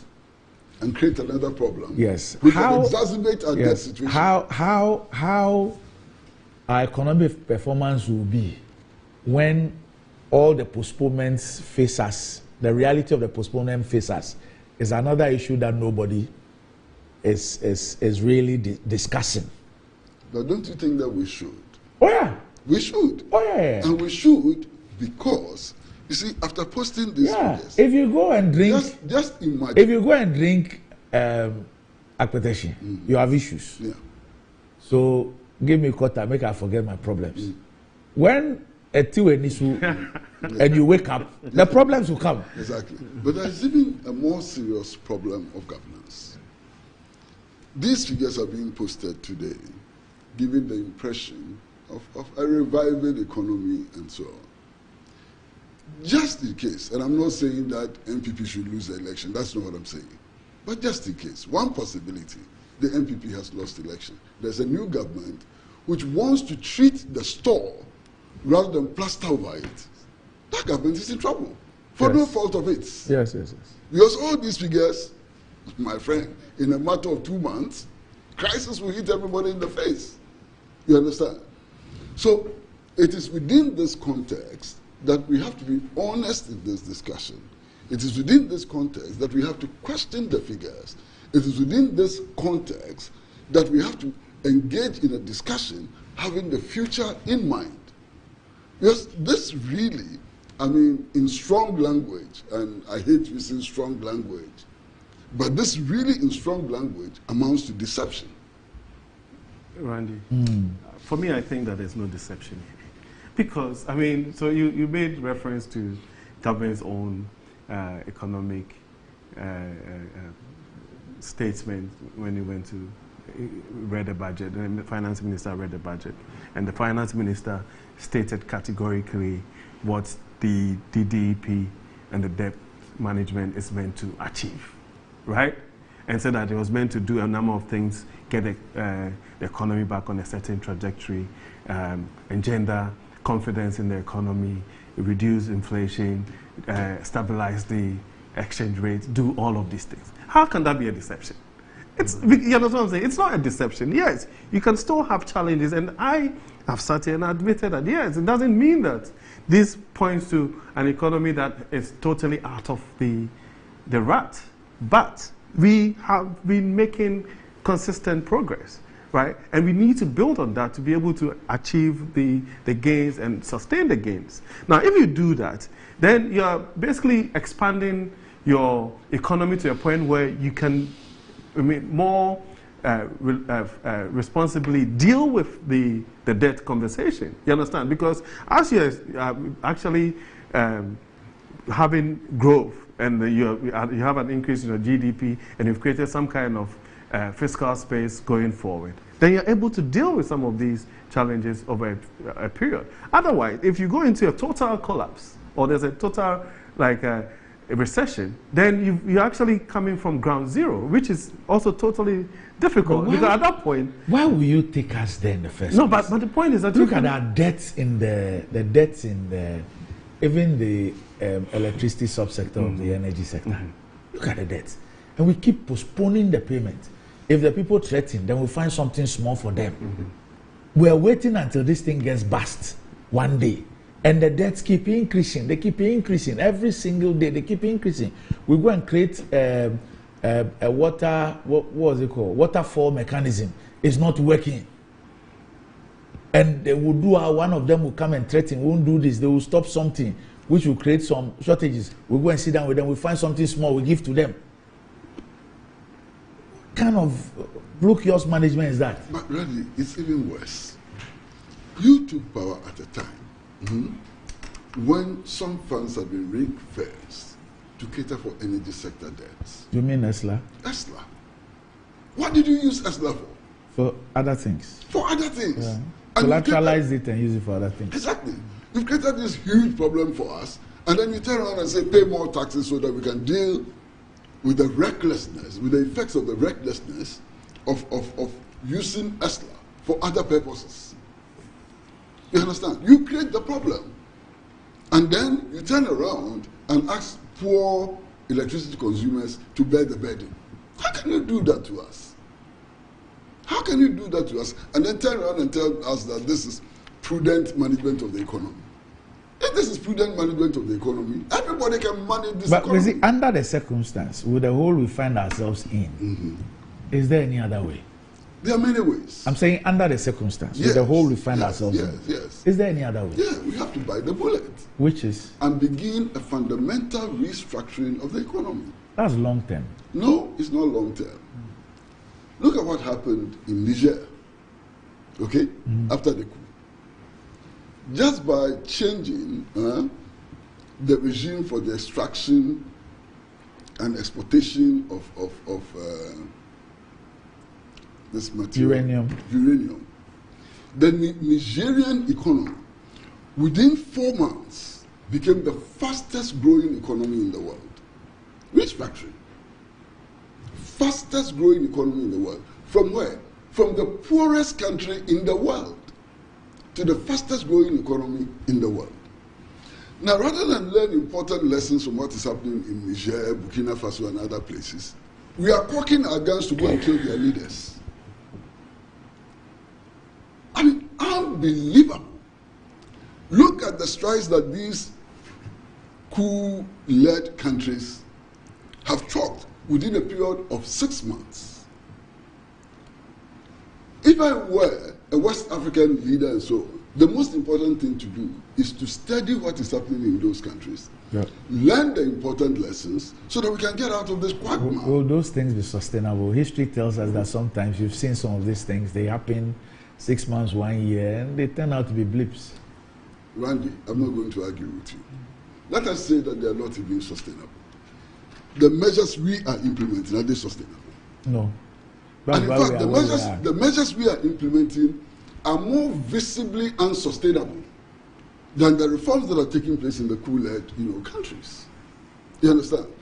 What is the sense in cocking our guns and threatening to go and shoot in Niger, rather than learning the important lessons from their strategy? We want to promote multi-party democracy. The whole of West Africa agrees that there is a way of changing governments, even if you are not happy about the performance of a government. And we want to promote that. We want to support that. We want everybody to agree that even if you disagree with the government, no matter how abysmal you think a government is performing, you can criticize and everything. But the last thing you want to do is to interrupt the democratic dispensation. You would have your opportunity when it's time to go to the polls. Randy, and if you disagree, go and change the government. Randy, fine English. And I'm not going to vehemently argue with that, because I also run the risk of appearing to be supporting coup d'etats. I run that risk. I know that. I know the risk that I'm running. But here is the case. We are going to Kumasi. We boarded the vehicle. The driver, as you drive past Caprice, stops by a blue kiosk and takes a bottle of a petition. You see the driver staggering. You see the driver completely out of control and so on. If you sit in that bus and argue that, oh, this is the driver, until he has crashed us, we are not going to change the driver and so on. You are a fool. Randy, you are a complete fool. You can get out of the bus. Because that driver will certainly crash you. You can get out of the you can get out of the bus and decide not to board the bus to the destination. You can get out. What you cannot do is to go and beat up the driver. No, you won't beat up the driver. You put him aside. And do it. But that's somebody's commercial vehicle. You drive a commercial vehicle. Hold on. Look, this is Ghana. Ghana is the bus. All of us are owners of that bus, Ghana. Yes. We are not going to get out of that bus because the driver is drunk. That is my bus. That is your bus. That's the difference. But we've all agreed. Yes. We've all agreed. Yes, that the driver can drive to Kumasi. That, yes, so even if it's intoxicated to the most stupid level, we should allow. That's what we have agreed. Some agreements are not in our interest, and some agreements need to be. Randy. Because my point is that when it comes to Who and others, it is not as if there's a referendum and majority say that we approve of that. A group of people sit somewhere and they think that that is what people want, and they decide to go and do it. Randy, that's the difference. Randy, I would applaud you. I would applaud you loudly for your apparent commitment to some form of democracy. You understand? That's what I've signed up to. No, don't worry. Don't worry at all. But all three of us know. Yes. That so-called democracy is so shambolic, it's unbelievable. That's another conversation. It's another conversation. We can have another conversation about that. Yes. That people are expressing their true will and so on. It's false. Well, but you know that. Because that's another conversation. And I'll give you one example. Just one example. Look, there was the MPP primaries last Saturday. Yes. There's one candidate, I'm sure you have read it. That Eric didn't participate in. No, who says that? Who says that? Look, this thing was a contest about the weight of your pocket. Oh, true. He had stockpiled his resources in the bank and was waiting for the last minute to go and withdraw those resources to use in the competition. You understand? What happens? He goes to the bank, he's told that his bank account has been frozen. So he's prepared for even the money contest. He can't because his bank account has been frozen. The day after the election, 2 days after the elections, he goes to the bank, the account has been defrozen. This is your democracy. Randy, this is your democracy that we're so proud about. I'm sure that democracy has its own challenges, right? But I believe strongly that, the general consensus is that stopping short of other methods of governance, democracy seems to be the one that we all have agreed to be governed by. Does it need improvements? Yes. But for anybody to suggest that a certain group of people can decide the destiny of a people just by virtue of the fact that they have access to arms and ammunition, for me, I think that is not the way to go on this continent. Because we all have seen what has happened in the past where these so-called revolutions have actually taken countries backwards. And Ghana is a clear example. Sometimes because of the politics and people get a bit twitchy when we mention some of these things. But we've experienced these things, right? So for me, yes. Do we still have ways to ensure that when we say democracy, it's actually the true sense of it, and that we're able to go by the tenets of what a fundamental democracy should be? Yes. But for me, I don't think that even this conversation around going to Niger and Burkina Faso was to take a gun and go and kill the leaders. You understand? These are remove them from office. But the point is that there was an ECOWAS protocol that even these same countries have signed up to. And they have signed up to these protocols to suggest that we want to be governed by these conventions. Some of it are not necessarily set in stone, but we feel that as an ECOWAS community to engender peace and security across the sub-region. This is what we want to do. Because when something happens in Niger or Mali or Burkina Faso, wherever, regardless of what you feel, there's a certain ripple effect, right? I mean, there's this, I don't know what the statistics is, but there's this whole general consensus that majority of the beggars and stuff that you see on our streets, on the major streets of this capital, actually coming from someplace in the sub-region. And these are people who are victims of these things. So in one breath, you have a certain group of people who, for one reason or the other, will feel that they are liberators, but then they are victims. They are victims of these, these things, right? My problem with these issues, and I've made my point clear on the fact that you need to use, once you sign up to something, use the means to do it. But the hypocrisy of these West African leaders who were taking those decisions is what is so nauseating. We have a problem with soldiers, taking up arms to truncate the constitutional process. But we don't have problems with civilians using soldiers to do the same thing. No, but, we don't have a problem with civilians using whatever powers and authority they have to usurp the constitution, to change the constitutional process. These same leaders, when their colleagues do those things without using a gun, they go and sit at their inauguration and they grace the inaugurations and they applaud them. They actually praise them for doing a good job. They applaud them. Randy, I cannot disagree with you on the issue of and if we don't deal with, for me, in as much as we voice out our support for the democratic process and complain about coup d'etats, we also ought to be able to speak to the hypocrisy. I mean, I cannot disagree with It's fine if a civilian manipulates the military or manipulates the constitutional process to do what will effectively be a coup d'etat. Randy. You know, a coup d'etat is not only when the person uses a gun. Yeah, Randy, if a few months to an election year, any government in the world starts appointing its party card-bearing propagandists onto the Electoral Commission, how is that different from a coup d'etat? How is that different from a coup d'etat?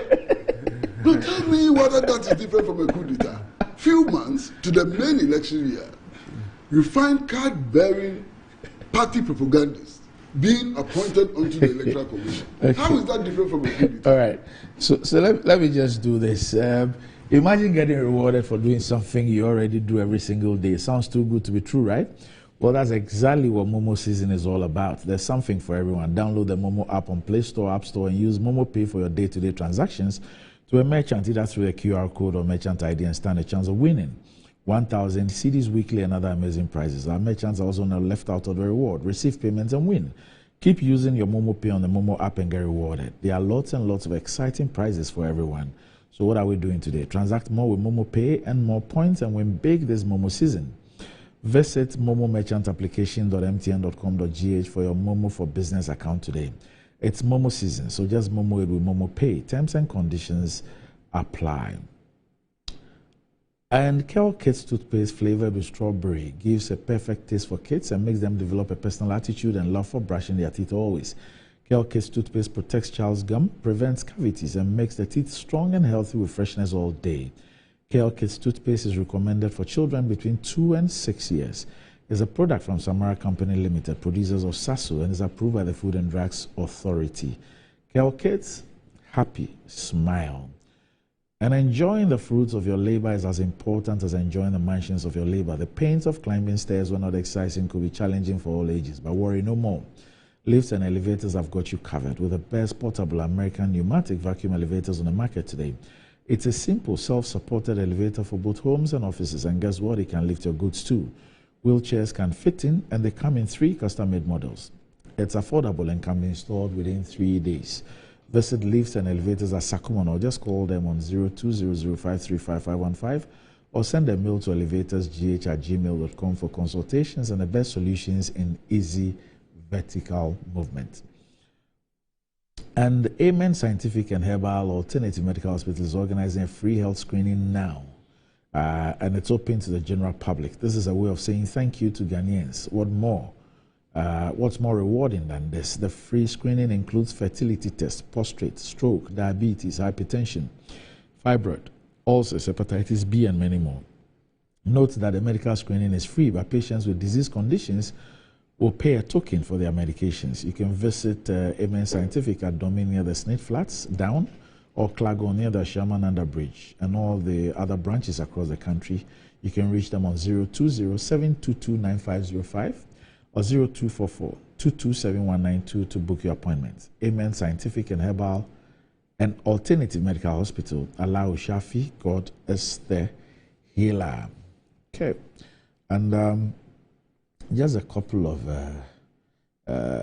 Amin in Tamale says that Uncle Kwesi is making a very passionate and emotional presentation this morning. I hear him a lot.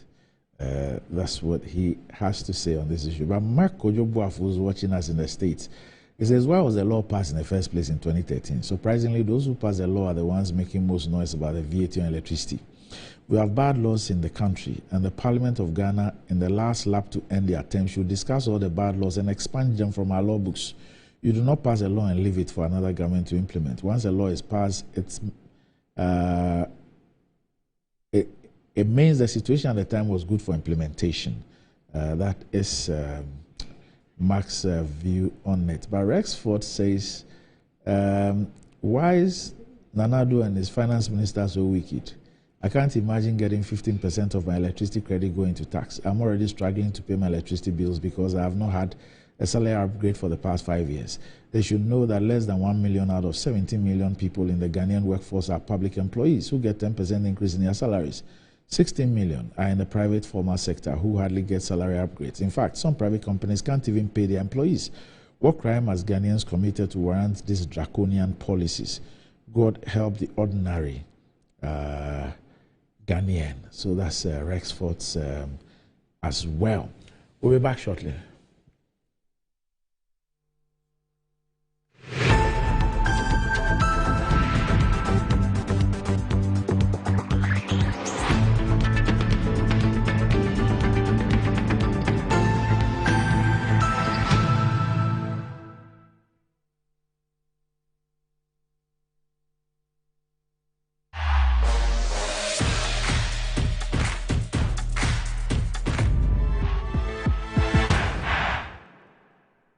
MTN.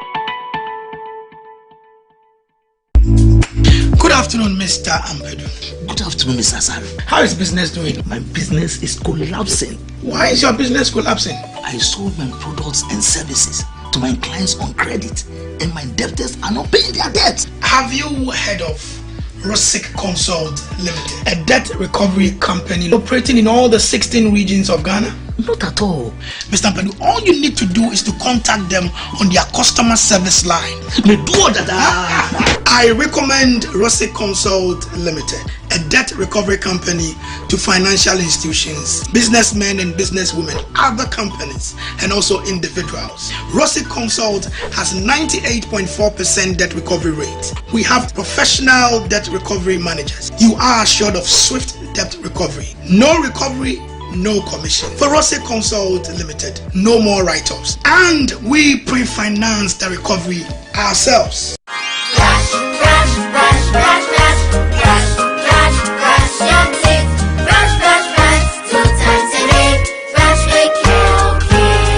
Hello, my friends. My name is Calkit Toothpaste. Wow. I was made to be gentle on your gum, but protected. I will protect your teeth from cavity, make your teeth whiter, stronger, keep your mouth fresh all day. And best of all, I'm strawberry flavored. So put on a smile and try me. That's amazing. Just try me. That's my job. If you say so, jump on my brush. Makes your teeth stronger, chicky whiter, chicky stronger. Yay! You did it! I'm glad you like your new toothpaste. Don't forget to brush both day and night. Calkits. Happy smile.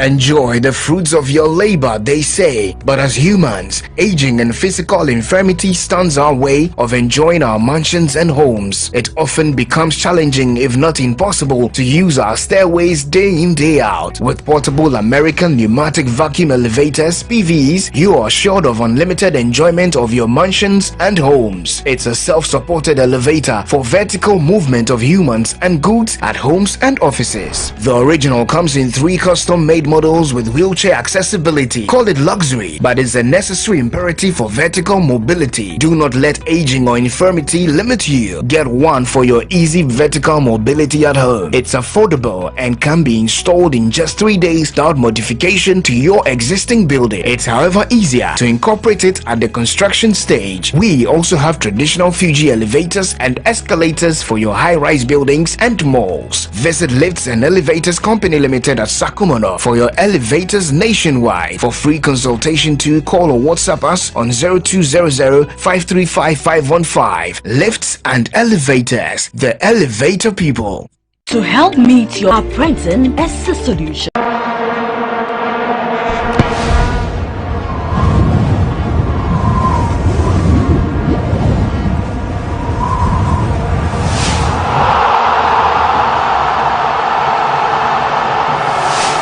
Star Assurance, your solid partner.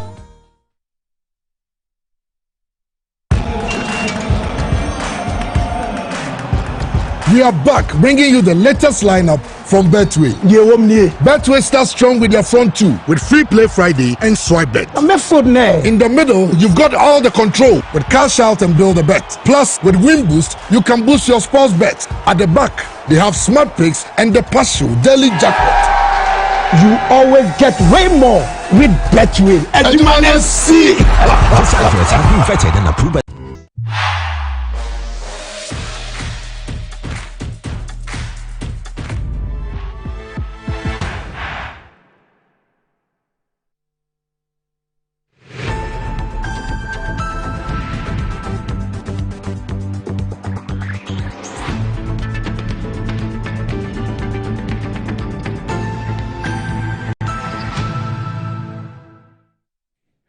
Right, welcome back to the show. If you just joined us, this is Good Morning Ghana live on Metro TV. Still with me on the show, America Mwakuchum and Kwesi Pratt Jr.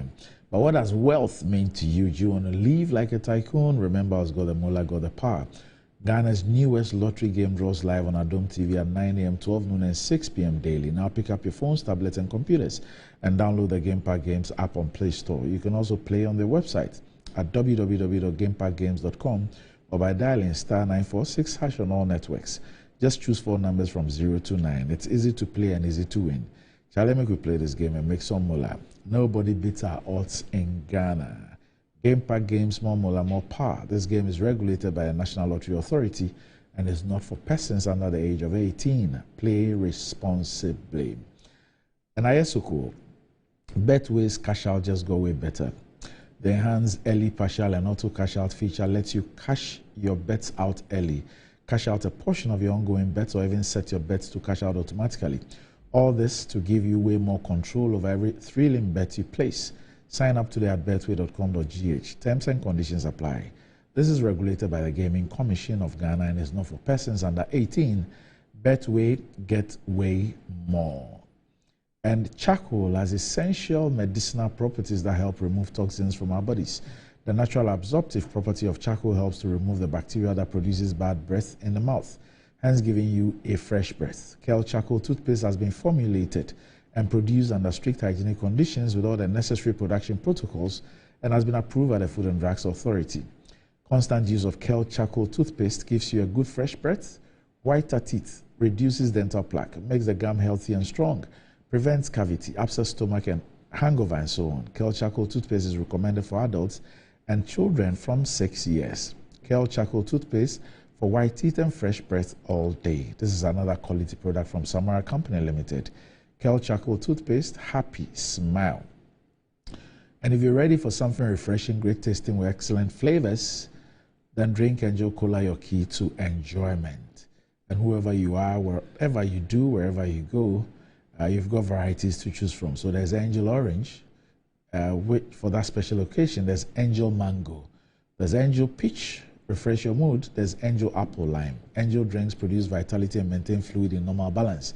Angel drinks refreshing, invigorating, and exciting. Angel drinks are produced by Adonko Soft Drinks Beverages Limited. Angel drinks taste like our day, and they are recommended for all, including children. You can reach Adonko Soft Drinks Beverages Limited on 0244 832286 and 050 7878 668. Terms and conditions apply.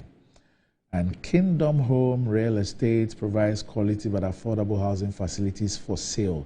Their facilities are located at a serene environment of Kwapime Kropo and Ebri with the best weather conditions. They are just a 30-minute drive from Accra and provide a modern touch of comfort. They also provide a high-standard security service plus CCTV, standby generators, constant water supply, and electricity. They are surrounded by lovely tourist sites such as the Bray Botanical Garden, Boti Falls, Safari Valley Resorts, etc. All you need to do is to pay 70% upfront and spread the remaining 30% over a 2-year period with no interest payment. You can locate the Bray properties close to the Bray Girls School and their Kropon properties right after the latter junction. And you can reach them on 0559 761-144, 0555-621-611. You can visit their website at www.kingdomhomerealestate.com. You can also check out their Facebook page. Now, gentlemen, let's talk about election 2024. Daily Guide front page. If you would indulge me. Right.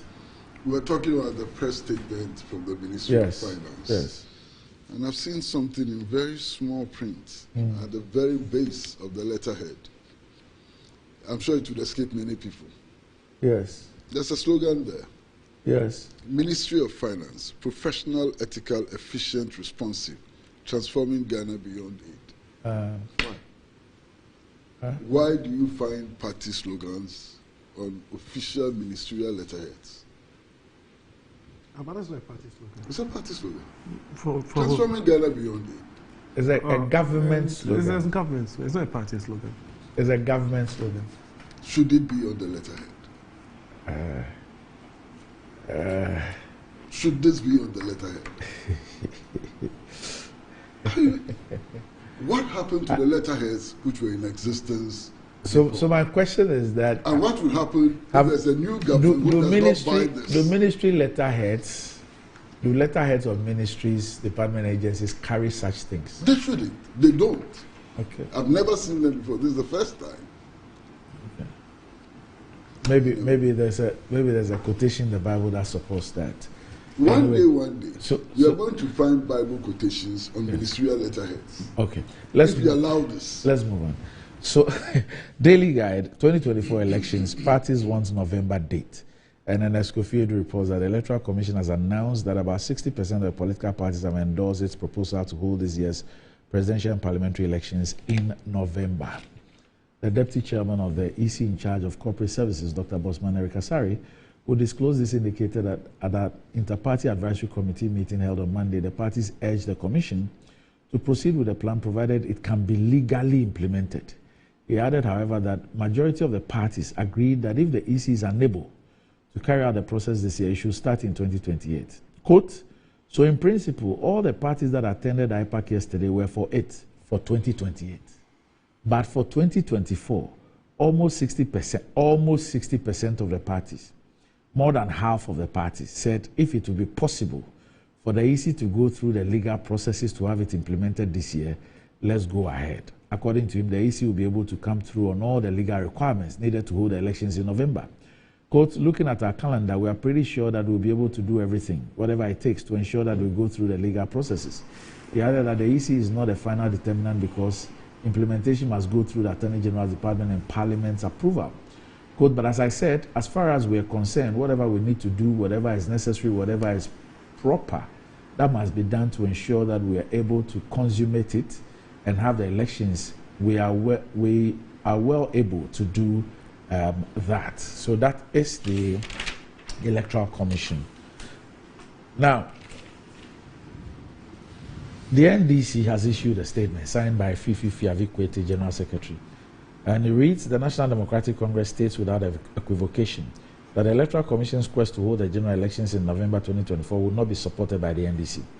The announcement by Dr. Bosman Asare, the Deputy Chairman, Corporate Service of the EC, does not reflect the irrefutable arguments that led to the consensus that any major electoral reform should become effective from November 2028. Whereas there was a clear consensus on 2028 as the year of effectiveness, it is untrue that a majority of political parties at IPAC agreed to the November 2024 date. It is therefore strange, but not unexpected, that Dr. Bosman will mislead the general public that almost about 60% of political parties supported a proposal for elections to be held in November 2024 at the IPAC meeting held on Monday, January 29, 2024. IPAC needs to return to its time-honored tradition of building consensus on crucial electoral reforms. Be that as it may, it is important to clarify that out of the 10 political parties at the IPAC meeting, at least 5 spoke eloquently against changing the date for elections to November 2024. We urge the Electoral Commission to concentrate on germane and urgent matters, including immediately releasing the calendar for the 2024 elections as we strive for transparent, free and fair elections in December 2024. Now, Eric, it's often said that in this country we make simple things very complex. So 10 parties attended a meeting. The Electoral Commission says that there was consensus. All 10 agreed that we should implement it for 2028. However, with 10 parties attending, the Electoral Commission says about 60%. Mm-hmm.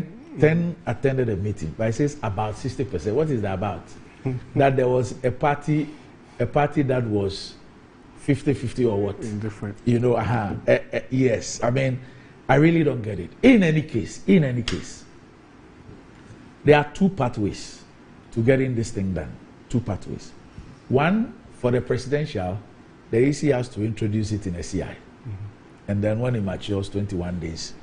And even that one, they have to go through the hurdle of what has been introduced, the pre-laying thing in Parliament. Yeah. Okay.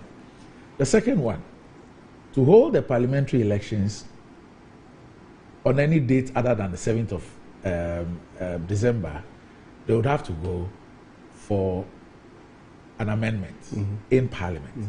And that amendment must have 2/3 of MPs supporting and voting for it. That's how come in 2016 it couldn't happen, because although 125 voted for it, about 90 or 92 did not vote for it. There were 45 that were absent. You know, why will the EC position itself in such a way where it is pretty obvious from a common sense point of view that you cannot even achieve a success if at least those who have representation in Parliament do not come to a consensus? Randy, so I'm going to take it from a slightly different... And why do you do this? And my other point is that you allude to the EC wanting to do this in 2016. And as Dr. Manibuama has pointed out, you had 2017, 2018, 2019, 2020, 2021, 2022, 2023, 7 years. You didn't see the need to introduce this thing or raise it. In the election year of 2016, that is when you decide to raise an issue which will constitute a big electoral reform. So, Randy, I would take it from a slightly different perspective. I'll be interested to know the reasons why there's a certain, if you like, resistance to the date. Because I just put out a few dates here. I read it yesterday. Yeah. So I put a few dates here. You mean resistance to the November date? Yeah, I mean, because I put it, that's my personal view. So you have the 7th of December, right? And in the case that the election goes into a runoff, the next date available is, I think, the 28th or so, isn't it? Then you have the new administration being sworn in on the 7th of January. And so the position is that if we run the elections in November, then you have enough time to be able to do these things in terms of planning and logistics and all that. Then also, we have this whole conversation, which is a bigger conversation when it comes to even our Transitions Act and the things that happen within that period where even if it's the same government, you still have to go through the transition processes, almost as if that you are relinquishing power or handing over power to a new administration. Is that not the case? Yes. Right. So for me, I think that there are so we passed the Transition Act to deal with that, to make it smooth, smoothly, right? So I feel that, I mean, sometimes we can have some of these conversations without the politics of it. I sense that there's some kind of mistrust, or people are thinking that there's some, if you like, ulterior motive behind the date. So these are the issues. I honestly don't see why. These are the issues raised by the NDC through Dr. Mani Buama, in addition to the letter by the General Secretary, Fifi Kwete. Says one, the EC waited for 7 solid years to pass after 2016 without revisiting this issue, only to resurrect the subject of voting in November when Ghana has just mounts to the December 7 presidential and parliamentary elections. 2, the Electoral Commission's calendar of programs and activities for the upcoming elections is not yet ready. Hence, it could not be released to political parties at IPAC as promised earlier. Moreover, the EC cannot even produce a calendar of activities at the beginning of the year, yet wants to amend the constitution and election year. 3, why wait for January to end without stakeholders having the electoral calendar for the 2024 elections? 4, why did the EC not introduce these discussions, adjustments, and amendments in 2017, 2018, 2019? Or better still, why not after the 2020 elections, as introducing the subject matter in 21, 22, and 23? 5, in this election year, the EC has so much to do after an abysmal district level election, characterized by postponements after postponements, shortage of ballot papers, some election officers' complicity, among others. 6, recall the chaotic limited registration of voters in 2023. 7, did you know that another voters registration exercise must take place this year? Yet, because the EC's calendar of activities is not ready, we are left guessing. 8, and did you know that notwithstanding the overwhelming evidence that over 62% of registrants used the guarantor system during the 2023 limited registration exercise, the EC is still determined to scrap the guarantor system of identification? 9, also recall the frequent breakdown of EC's equipment and network system during the limited registration exercise in 2023, which necessitated shifting to offline registration in some cases. These developments cast doubts about the procurement of services and equipment and must be investigated and fixed. 10, for emphasis, to hold parliamentary elections in November, the EC needs amendment of the 92 Constitution, Article 112. 11, this amendment of a non-entrenched clause requires 2/3 of MPs to pass. Meanwhile, the MPs themselves must be in their constituencies for some parts of this year campaigning and facilitating the registration of voters when the EC finally decides, not to think of the duration of the process and other germane issues the EC must bring to the front burner. Then it makes some recommendations. It says the EC must immediately release the calendar of activities for the 2024 elections. The EC must be focusing on germane and urgent activities that will enhance the integrity of the December 7 elections. The EC must be seen to be punishing erring EC officers who rig elections for contestants. And the EC must also be punishing the EC officer in Nandom, who openly declared his MPP affiliation during last weekend's MPP primaries. The NDC has a petition before the EC to that effect. Finally, it says, as was made abundantly clear at the IPAC meeting, we do not expect the EC to wait for another election year to reintroduce this major reform of voting in November. The process must end the latest by 2027 to allow political actors enough time in 2028 to concentrate on core concerns in an election year. And is also asking the question that if the EC says about 60%, there were 10 parties that attended. Is it 5.1 or 5.2 or 5.3 or 5.4? Yeah, but Randy, yes, you read all of these things, but there's still nothing in there that actually says that this thing couldn't have been done concurrently. You understand? I mean, I honestly feel that, yes, if the NDC as a stakeholder in this whole conversation has issues with the Electoral Commission, or even the whole, not necessarily the Electoral Commission, but even the electoral processes, those are legitimate things that they can push for. But I'm actually quite, surprised that a political party that suggests that if the elections were held today, they would win, is actually resisting the election being held maybe a month earlier than it did. I don't see the issues. yes, you've raised the constitutional issues, you've raised the issues during the consensus at IPAC and all of that. And I believe that the EC itself will also have to be able to put out even the minutes of that particular IPAC meeting to know exactly what the percentages are. You understand? It's quite strange. But sometimes, why do you become foolhardy on issues like this, and sometimes create the impression that there is a certain interest, or I'm saying create the impression that there's a certain interest or there's a certain plan. You say that all parties agree, all the 10 agree that it will be good to put this thing in place for 2028 elections. Right. So just focus on that and do it.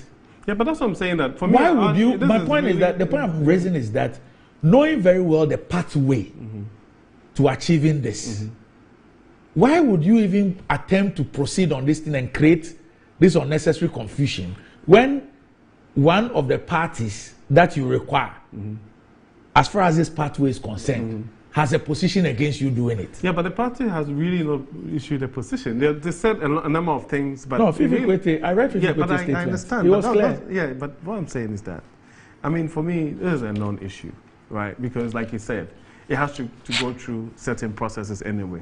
So, which means that even if there's a consensus at the IPAC level, right, the constitutional provision. Says the National Democratic Congress states without equivocation that the Electoral Commission's quest to hold the general elections in November 2024 will not be supported by the NDC. Okay, so that's their position. Yes. Yeah, but so they will not support it. Yes. But they didn't go ahead to actually say why they think. Oh, they have. I read it. Maybe you weren't listening. Yeah, I listened, and I'm saying that.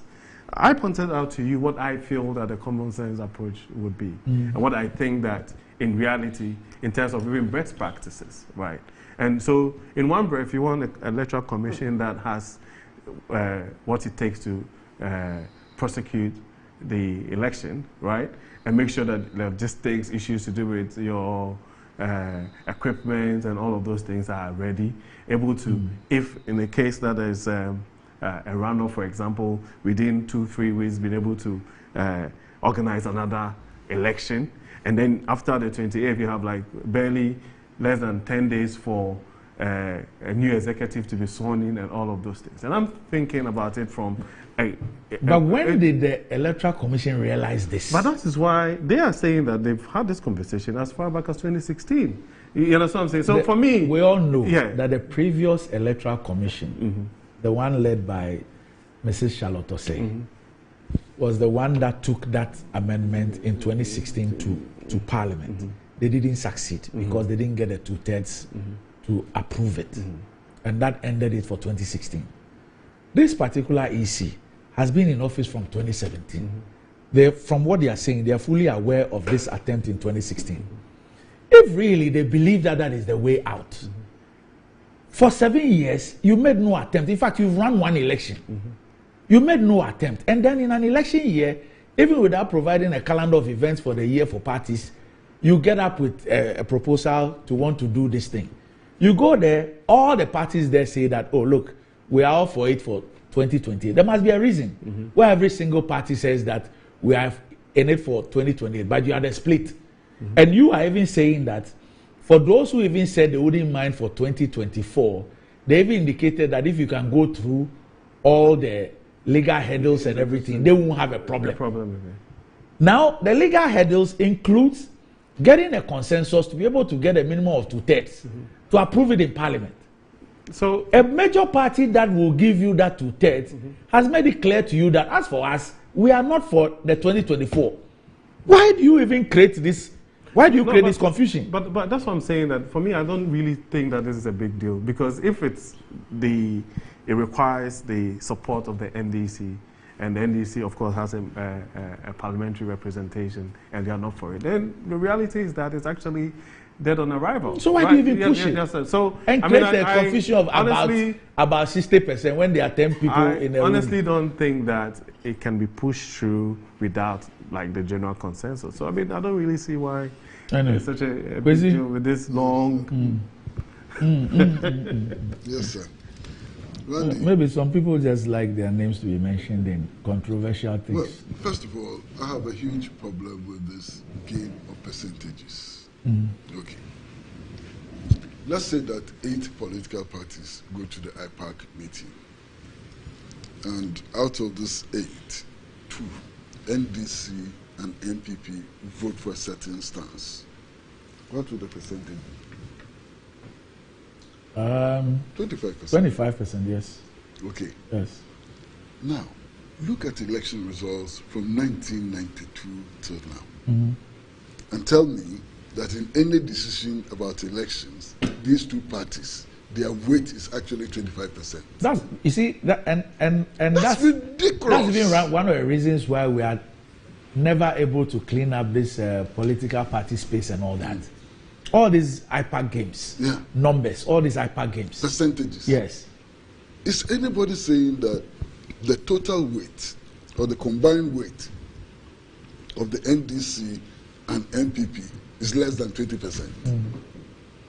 Doesn't make sense. And yet we play these percentage games and so on, you know, when it suits us, when we know that it is useless. It's a completely useless game. So the NPP has the same vote as, let's say, GCPP or LG, what was it? LPG or something.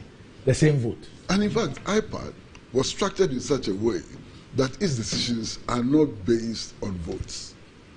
Its decisions are not based on calling divisions. Its decisions are based on arriving at a certain consensus. And yet the EC has reduced this to a percentages game. The 4 parties, the 4 out of the 5 parties, who you claim don't have a problem with you going, if you are able to go to they don't have representation in parliament to even be able to give one vote to support that 2/3.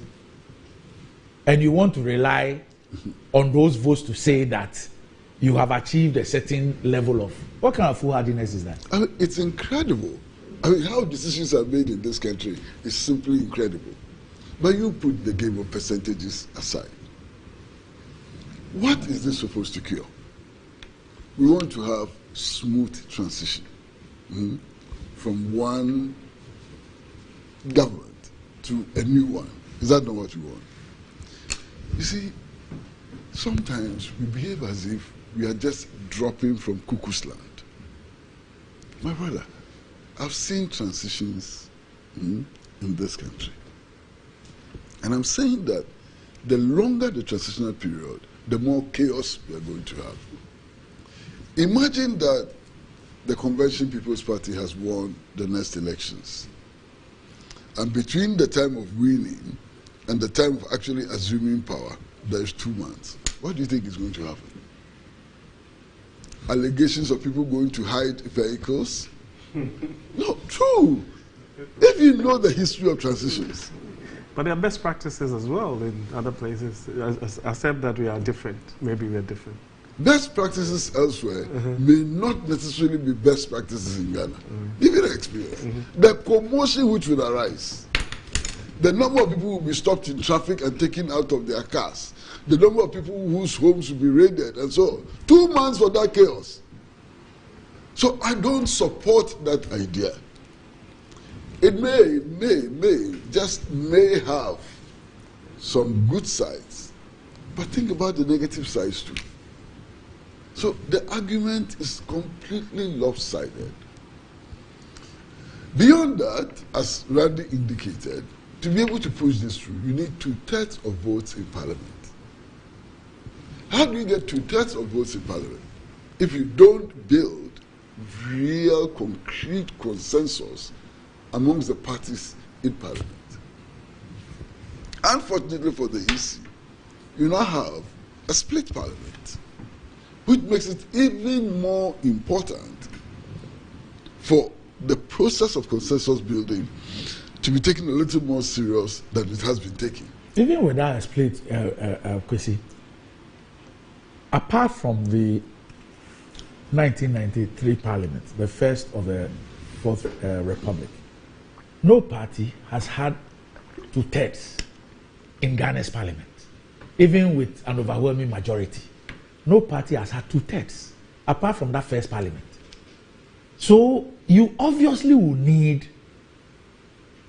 to build consensus to be able to achieve that. And I don't see why this EC really does not appear to be interested in consensus building. And most of the time, what you tend to hear is this faded jargon, about, it is independent and so on. It is not that independent. If it were that independent, some electoral reforms would not require 2/3 votes in parliament. That is itself an indication on a limit to its independence. You understand? But this is this electoral commission has a completely different constitutional interpretation of what it is and what its powers are. Otherwise, it will not, with an executive fiat, prevent the people of SAR, 4 traditional areas, from having representation in parliament. An executive decision that has no foundation or legs in law to stand on. This same electoral commission will not decide to disregard a CI that itself sent to parliament for approval on the indelible ink, and decide that it will hold an election without adhering to its own CI. That's the electoral commission we're dealing with.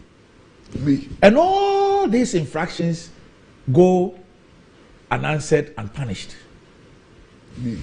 I'm just an inconsequential individual, poor journalist, who has been given the privilege of sitting on this table this morning by Randy and his team.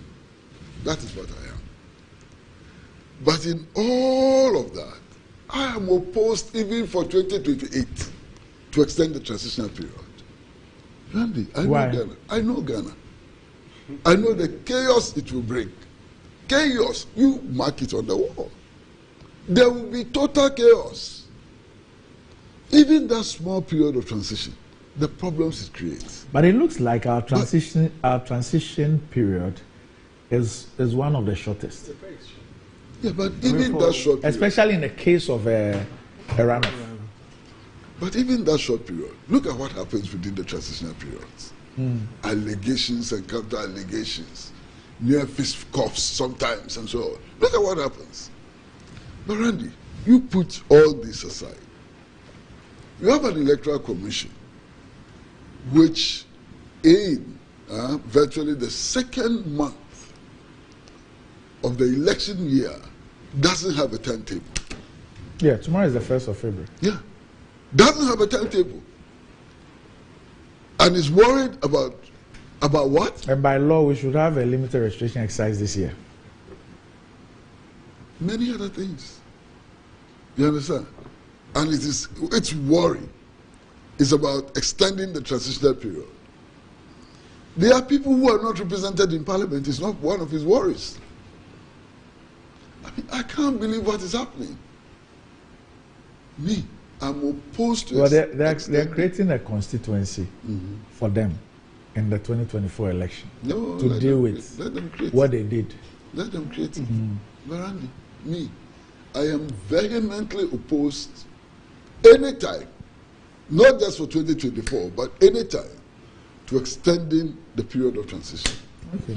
And you bear me out in the future. Okay. I have an open mind, really. I don't have an open mind. I know that. No, you have reached the conclusion. A party which has been voted out of power has 2 months to prepare to hand over. The documents which you get missing in this country, you have no idea. Well, that's what documents they can get missing in 1 hour. In an hour. Oh, true. But the extent to which they can get missing is limited by time. You understand? The things which will happen in those 2 months, you have no idea. Okay. Master, if the people say they don't want you, go home and go home quickly. That's all. All right. Okay. We need to go. Thanks, gentlemen, for joining me. All right. Up next, GMG Trends.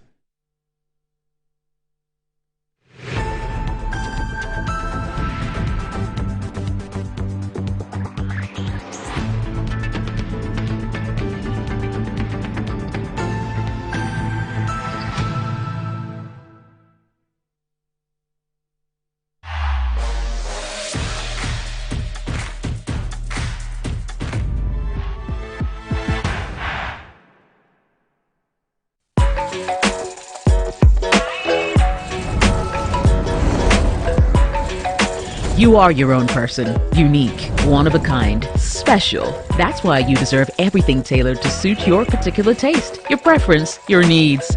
Just like MTN Just For You. You can get customized offers tailored to who you are. Dial *141# or use the MyMTN app to get to choose from a variety of offers made just for you.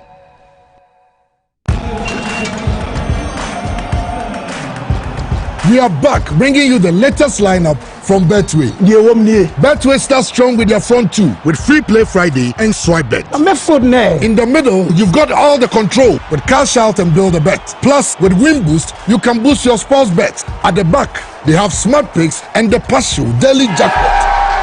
You always get way more with Betway. For over 20 years of serving the world with herbal and alternative medicine, we've been successful in treating complicated medical conditions with a perfect combination of herbal and alternative methods of treatment, like homeopathy, naturopathy, reflexology, and many more. We deliver excellent and effective service to people from all walks of life through scientific and traditional means. We have a well-equipped laboratory with advanced diagnostic and treatment devices to help detect your illness, so we know the right medication to be given. At Amen Scientific Herbal and Alternative Medical Hospital, we are proud manufacturers of our own herbal medication. Our zeal and passion to save lives with our patients at heart and outstanding achievements since 1996 has won us several awards. That is why we say, go herbal, go Amen. We are located everywhere in all the regions. Amen Scientific Herbal and Alternative Medical Hospital. Allahu Shafi, God is...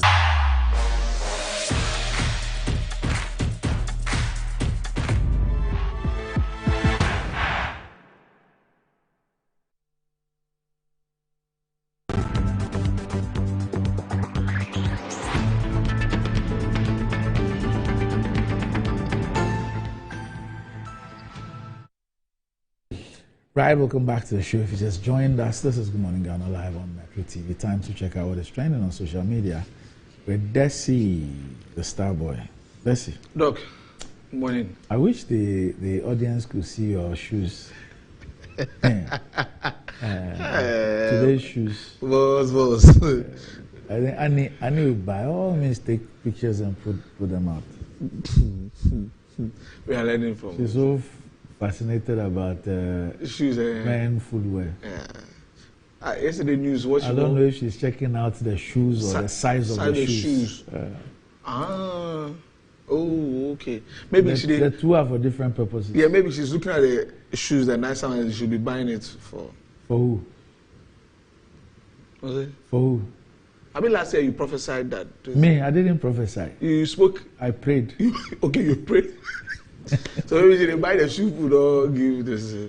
So she knows the size already. I mean, they enter Val's so she didn't want to watch them, buy them for. Yes, Where should they sell boxes for men? That's what she told me. That means the new business, So what business is they sell boxes for men? Wow. So how we go do them? I see your chairman coming wearing some yesterday. If when you buy, you know the pay, so you know they sell for you guys. Okay. You have become like Ghana, you don't pay your debt. Dog, yes. But the man is trending. Oh, I saw some the video aerial shots. Yeah, of it. It's like work is almost done for the African Games that is set to take place in less than 40 days. And Boteman is going to be very, very busy, the complex there. So there you have it. It's been trending. Lots of people excited about it. But of course, the other one about the Legon Sports Stadium and what is supposed to be happening there, honestly. Well, what's the problem with Legon? The baby would deny they're still. Are they behind schedule? Yes, it looks like they are. Whoa. Yeah, for the African Games. So a lot of people have been talking about that, of course, on the back of. The Games is in 2 months, eh? Yes, in less than. So everybody, they're racing against time to be able to get it fixed and sorted before that. It's going to be a very, very exciting time in the coming days. So that's the Boteman Sports Complex. Very, very nice. Very, very nice. Anyway, on that note, as we were doing ton, yesterday was apology ton. Yes. So the GFA released a statement apologizing, and then the captain of the Black Stars, Andre Ayew, also released a 2-minute war off. The top and down of it is that we are sorry, and I'm the captain. I'm taking full responsibility. You know the funny thing? Someone posted that everybody's taking full responsibility, so that one they are sharing it. GFA says full responsibility. That he says full responsibility. Christianity also said full responsibility. So who is the main? So the coach takes full responsibility for the coaching issue. For the coaching part. The captain takes full responsibility for the playing part. The GFA takes full responsibility for the management part. Okay. And I teach them pay. Okay. So those who have seen Andre Ayew's apology, let's listen to what he said. This man. These past days has been very difficult days for every Ghanaian football fan and myself. I would like to apologize for the results in the AFCON that we just exited. We know that we should have done better, that we should have brought better results to the nation.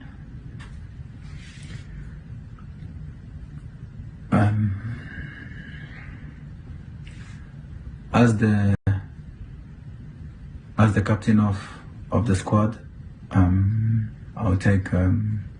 take full responsibility for what happened on the pitch, for the playing body.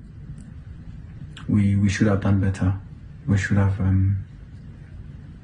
made sure that we bring results to our nation. But in football, these are things that happen. These are things that make you stronger. And what doesn't kill you always make you become a stronger person individually and collectively. We are Ghana, and everybody that knows me knows that I'm never going to give up, meaning we are never going to give up. We are going to rise and shine again, and we are going to do this as a family. I'd like to apologize again and show our remorse. We understand the anger, the backlash, everything that came to us.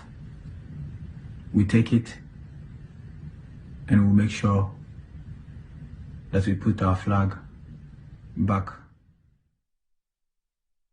Capitano, he said that to those of you who know him. So you know him on the pitch. This man. You should get closer to him. Yeah. It's such a marvelous character. But baby, I do hit Bazana. It's understandable. Yeah. I mean, you should hear his words. Yeah. You know, like he pause more than like the emotions they go through.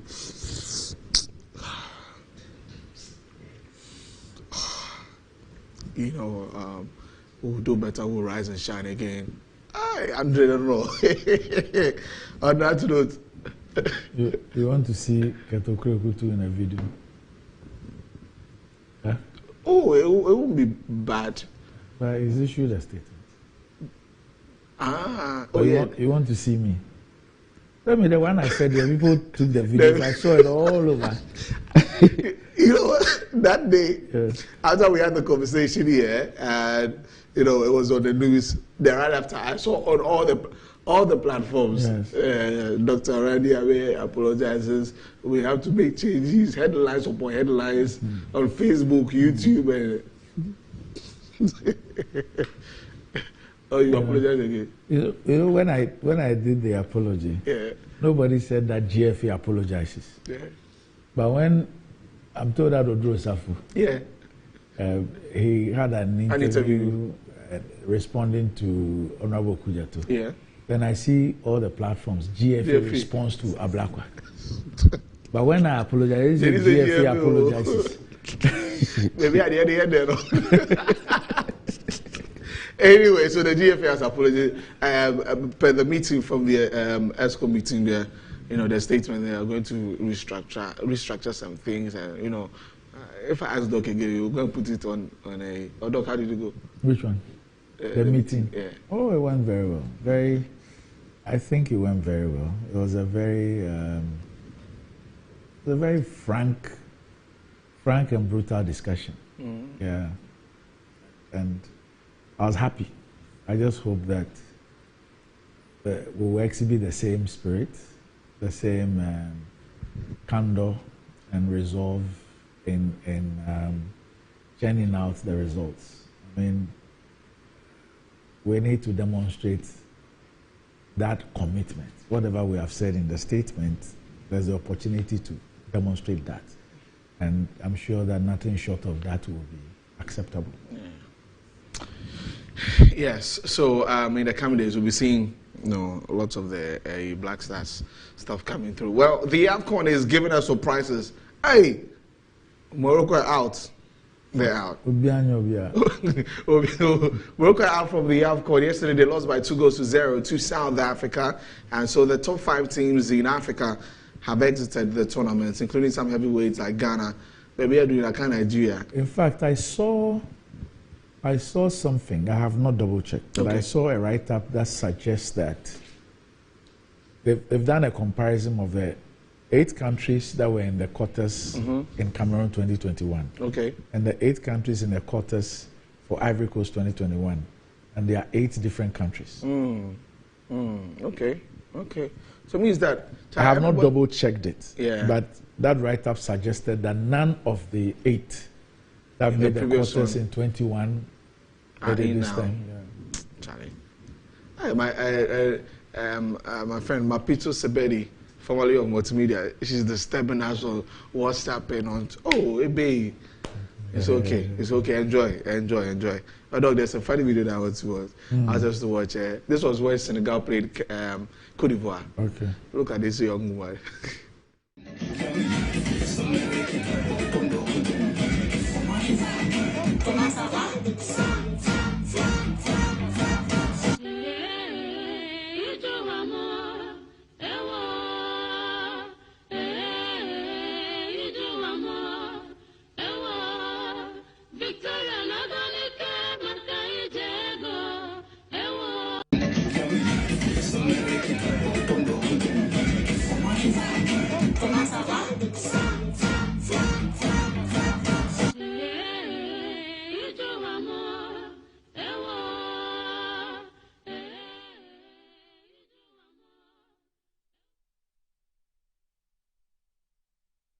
DJ Danny Haraway. Whoever denied it, put that Nigerian sound under the force. That was just the emotion. Who's playing the videos?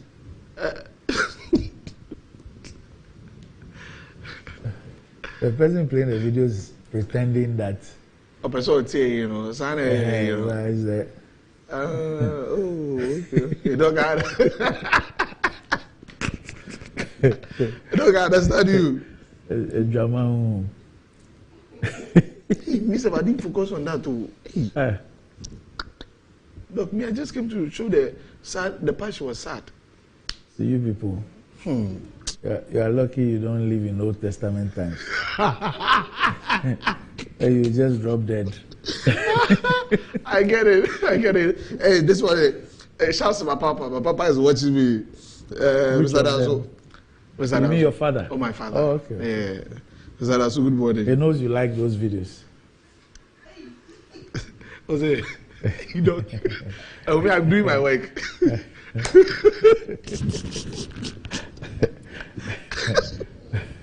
It's okay. What is that?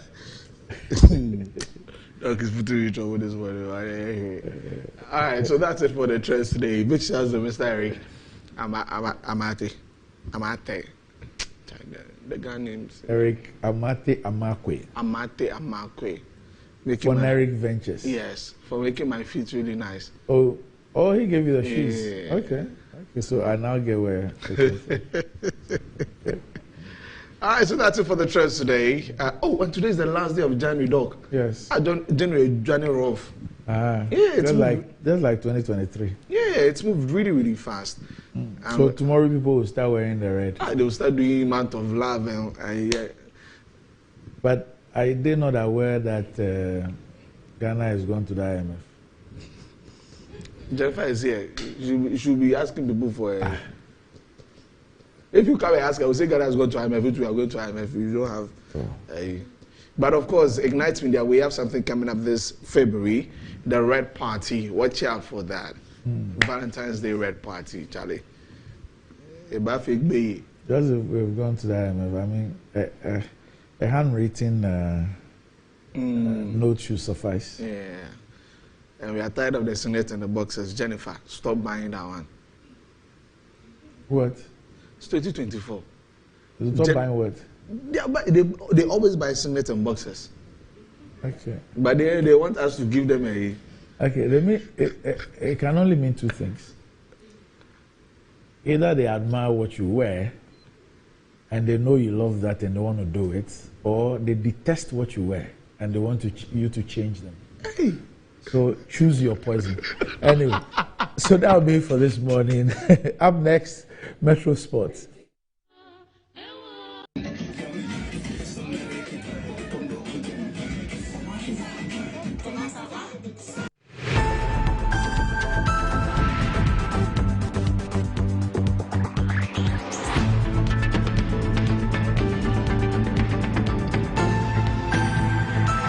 Morning Ghana is brought to you by MTN.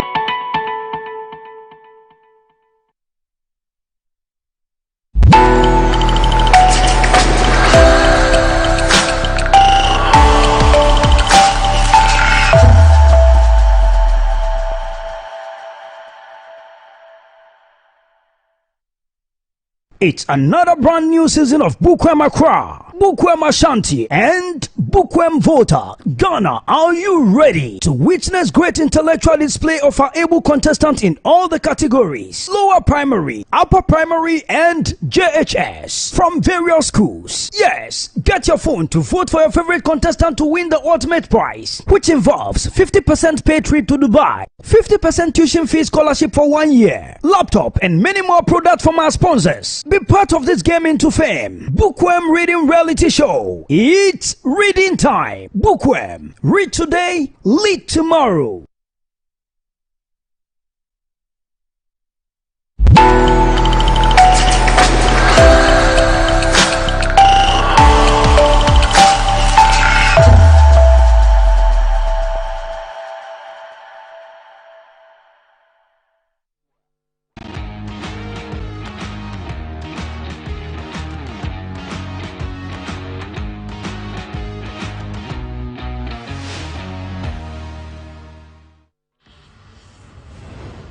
Big time matchup in the East between